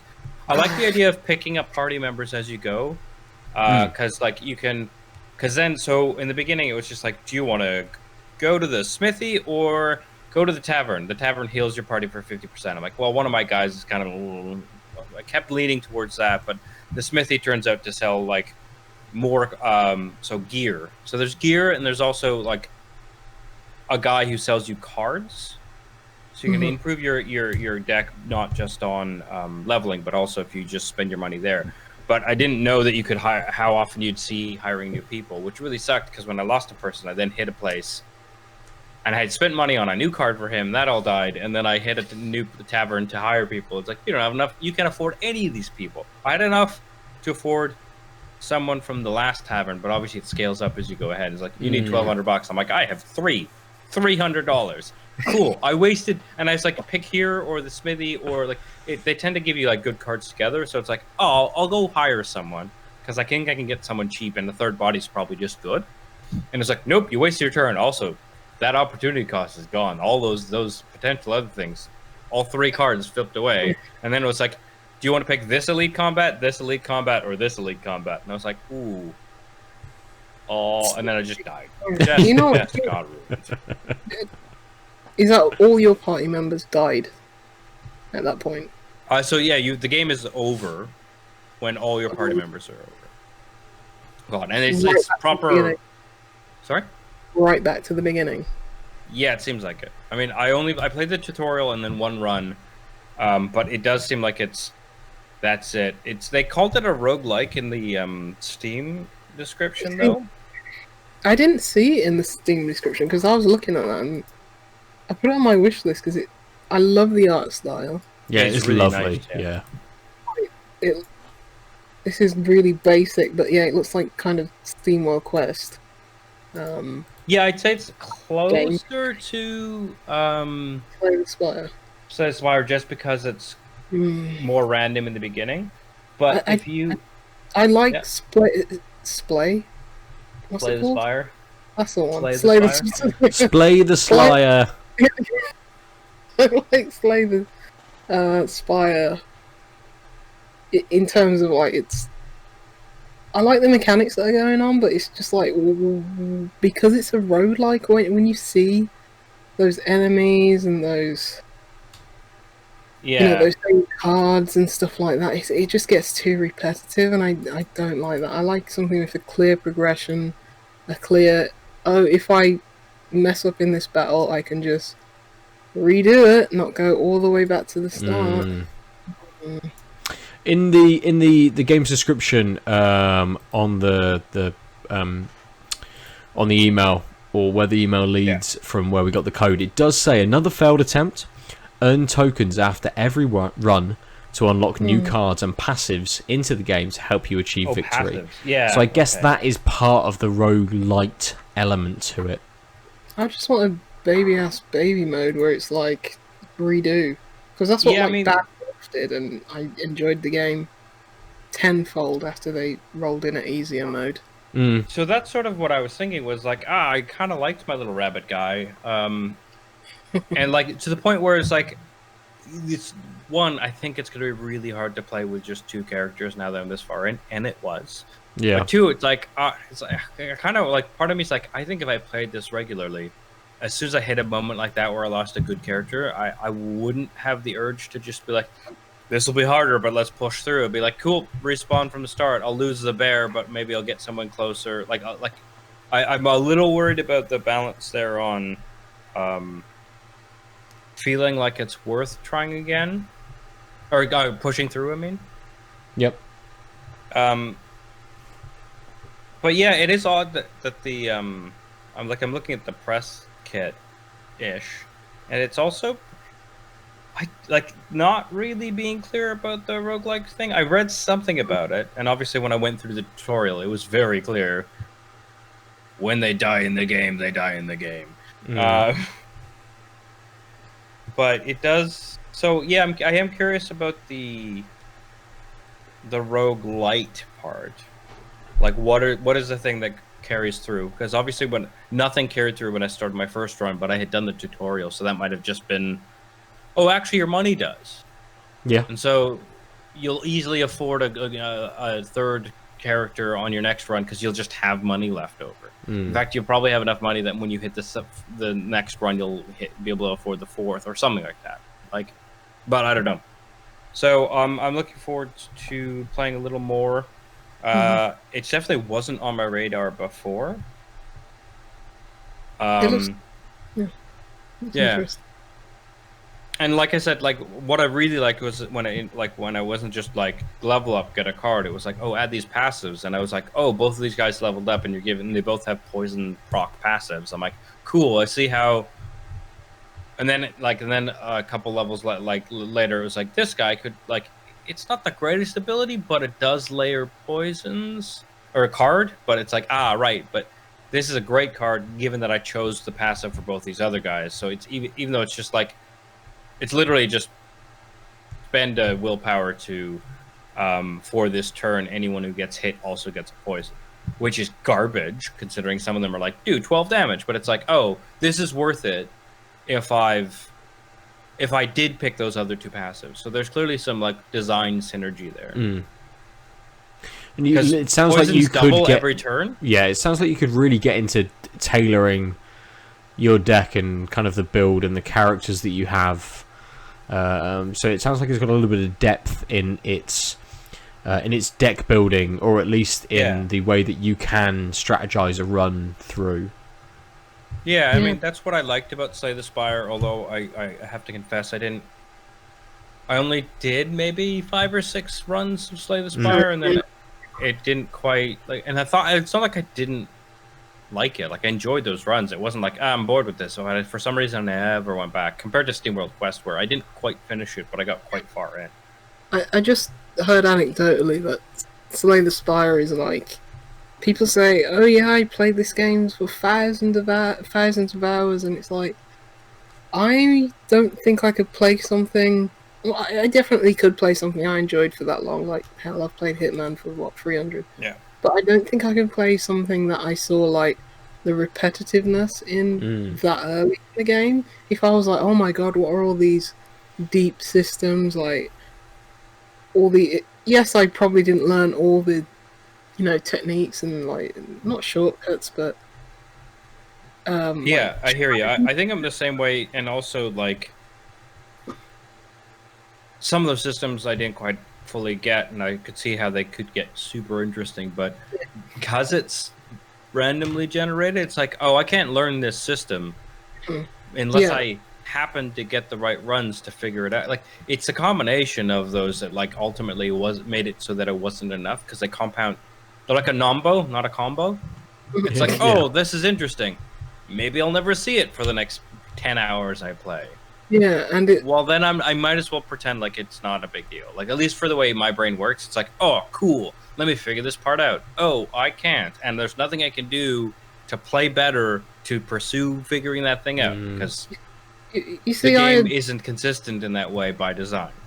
I had, like, the kind of universe where it's like, I've seen all of these cards every single run, and it's only until I'm getting higher up the ladder where I'm seeing different cards and stuff like that, and it's like, I have to replay yes, you can skip forward like a few levels or something like that, depending on which paths you take and which perk you get at, like, the end of a particular run, but I was like, I don't want to do this again, every single time. Yeah. And as you said with, what is it, Banners of Ruin, like, the fact that it's like, when someone breaks through the shield, you're done for. I mean, well, you're not, because you still have a whole health bar, and there are like, you just have to get through the fight and keep building your shield up, because you have cards. So I made sure to prioritize getting cards that rebuilt shields, so I wasn't a super aggro deck, and I think that's how you, like, figure out that that's the pattern to go through. But spray. I was gonna say spray the supply. Yeah, that works. Yeah, whatever that game is. STS. Yep. STS. Cystitis. Yeeps. I couldn't get into it because, it's like, I'm screwed. I'm just basically building up a shield for every single turn, and I'm not getting to do any damage. And when all my shield cards are done, I'm done. I'm done. He's just gonna tear me, so. I definitely had that feeling. So this, I felt, at least in the first, like, I played a couple hours of the game, and the real run I managed to do, it definitely felt like you got enough balance of defense and offense. To the point, like, I still had some tougher fights, but they weren't, which is why, because they happened to pick on one of my characters more once my shields were down, to the point where I couldn't continuously be able to build it up. That character was just kind of done for, and I think that's probably a thing you just have to learn in the game like this. Like, so if 2 of your guys are at full health and 1 of your guys at a third of the health, maybe you just need to make peace with that guy's probably never going to live, and play differently. Like, versus trying your hardest to, like, use up all your shields to try and keep that guy alive, but then everyone else is getting lower. And so that's a thing, like, that type of meta strategy I'm interested in. But I mean, ultimately, I don't think roguelikes are the perfect match for me.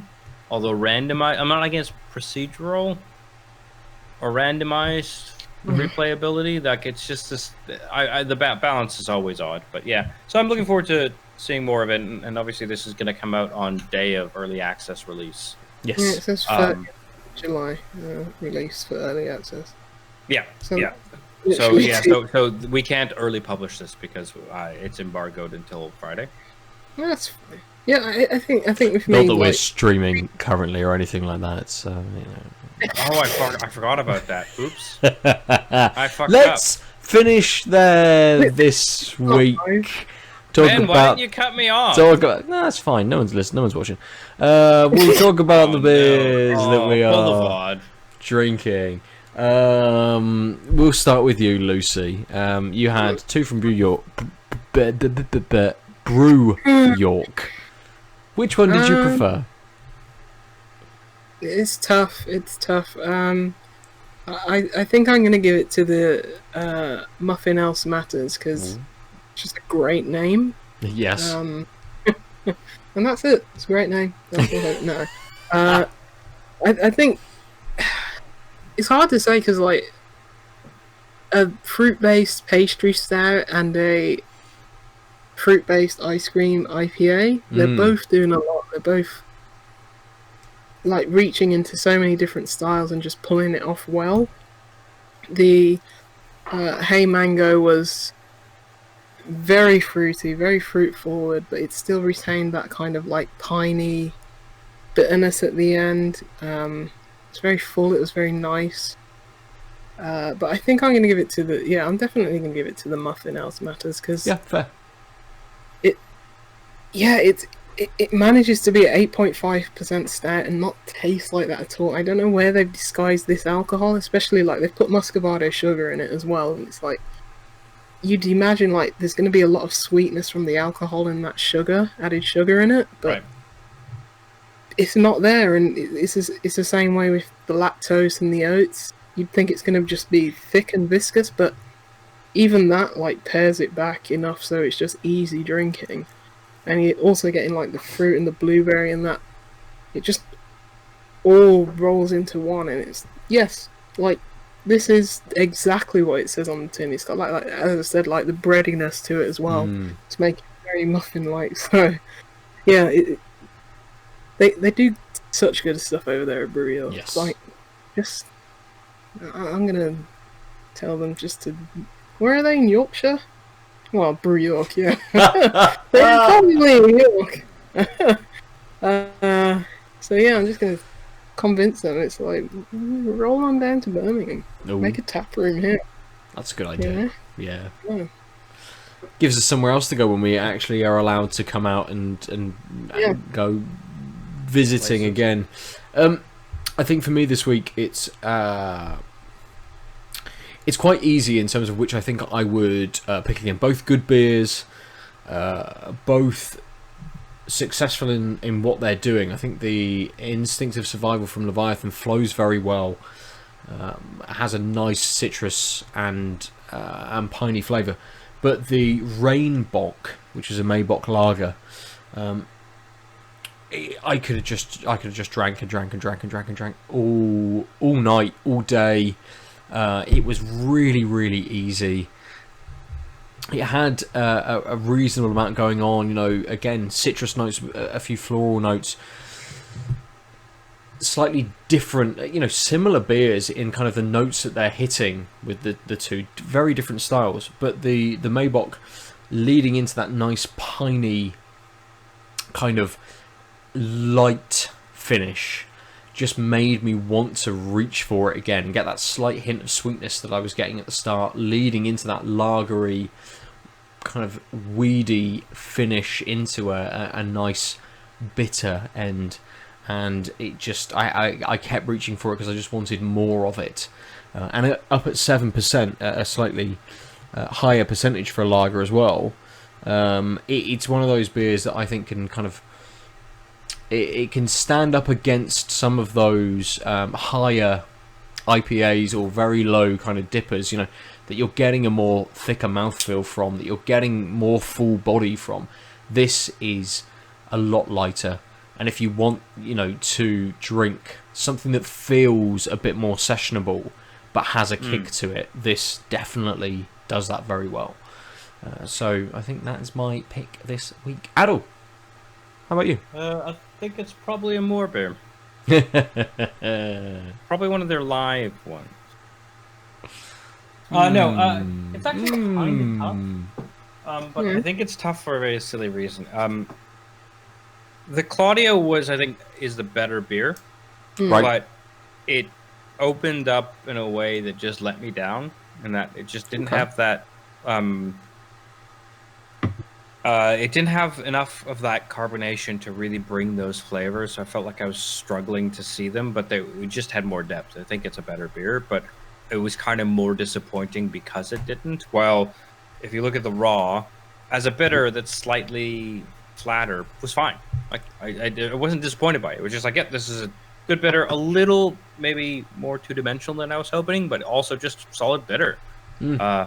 So like where I struggle is taste-wise, functionally. Well, so it's functionally versus like non-functionally. Like the Claudia is just a better beer. There's more going on. It's more interesting, etc. But the raw is probably the one functionally I would have again. Sure. But a lot of that's just because I wanted the Claudia to just be better. Like, I'm not mad at it. I'm just disappointed. Oh, no. Oh, no. No, don't end like that. I'm not actually mad or that disappointed. I wish it gets so close to being such a strong, really interesting hoppy wheat beer. And, like, the gimmick of the live can carbonation is just working against it. It's another one of those patented non-bows. It just sucks, but it's still a good beer. It's not bad beer. You can kind of taste how it could be stronger, and that's just a bit of a letdown. Yeah. Why do they call it live can carb? They call it a live beer because it is naturally carbonated. Yeah, but that's every craft beer. No. Practically, right? I mean, no, I think what they're saying is it's can conditioned, so the yeast is in the can, versus a lot of craft beers they make no, but a lot of beers and then bottle or can. No, but a lot of beers nowadays are can conditioned. Yeah, I guess I think a lot is probably being. I think we agree. It's just what we mean by a lot. It's not like none of them are, but I think. Okay, but like. It's not rare. Calling it something. Yeah. Yeah, we're both getting to that point, but it's like. Why are they calling it live? It's a gimmick, right? Yeah, it's. I mean, that's why I think I feel like it's okay for me to say I'm just disappointed, because it's not like so rare that it's hard to. Yeah, like a lot of beers are can conditioned or bottle conditioned. Yeah. Throw the yeast in there, it'll do its thing. Having a quick look on their website, all of their beers are live beers. It's not what? kind of. It's not a series. It's not a run. I just think they're telling you it's a live beer. It's the new labeling. Yeah, it's just the new labeling. I think it's just telling you it's a live beer. I mean, that's even worse, because they're clearly trying to market themselves as this is different, right? Like in a high street store, is that possibly? Is that like a deal? Sorry, is that where you bought it? Did you buy it in like a Tesco or something? No, like no, that? I bought it at a bottle shop, Corks of Cotton, where I get most. Because I'd put that on a. If I was like selling to mass market. Yeah. You want to say this is different from even your brew dogs. Yeah, this is what this like labeling is screaming at me, right? Here we go.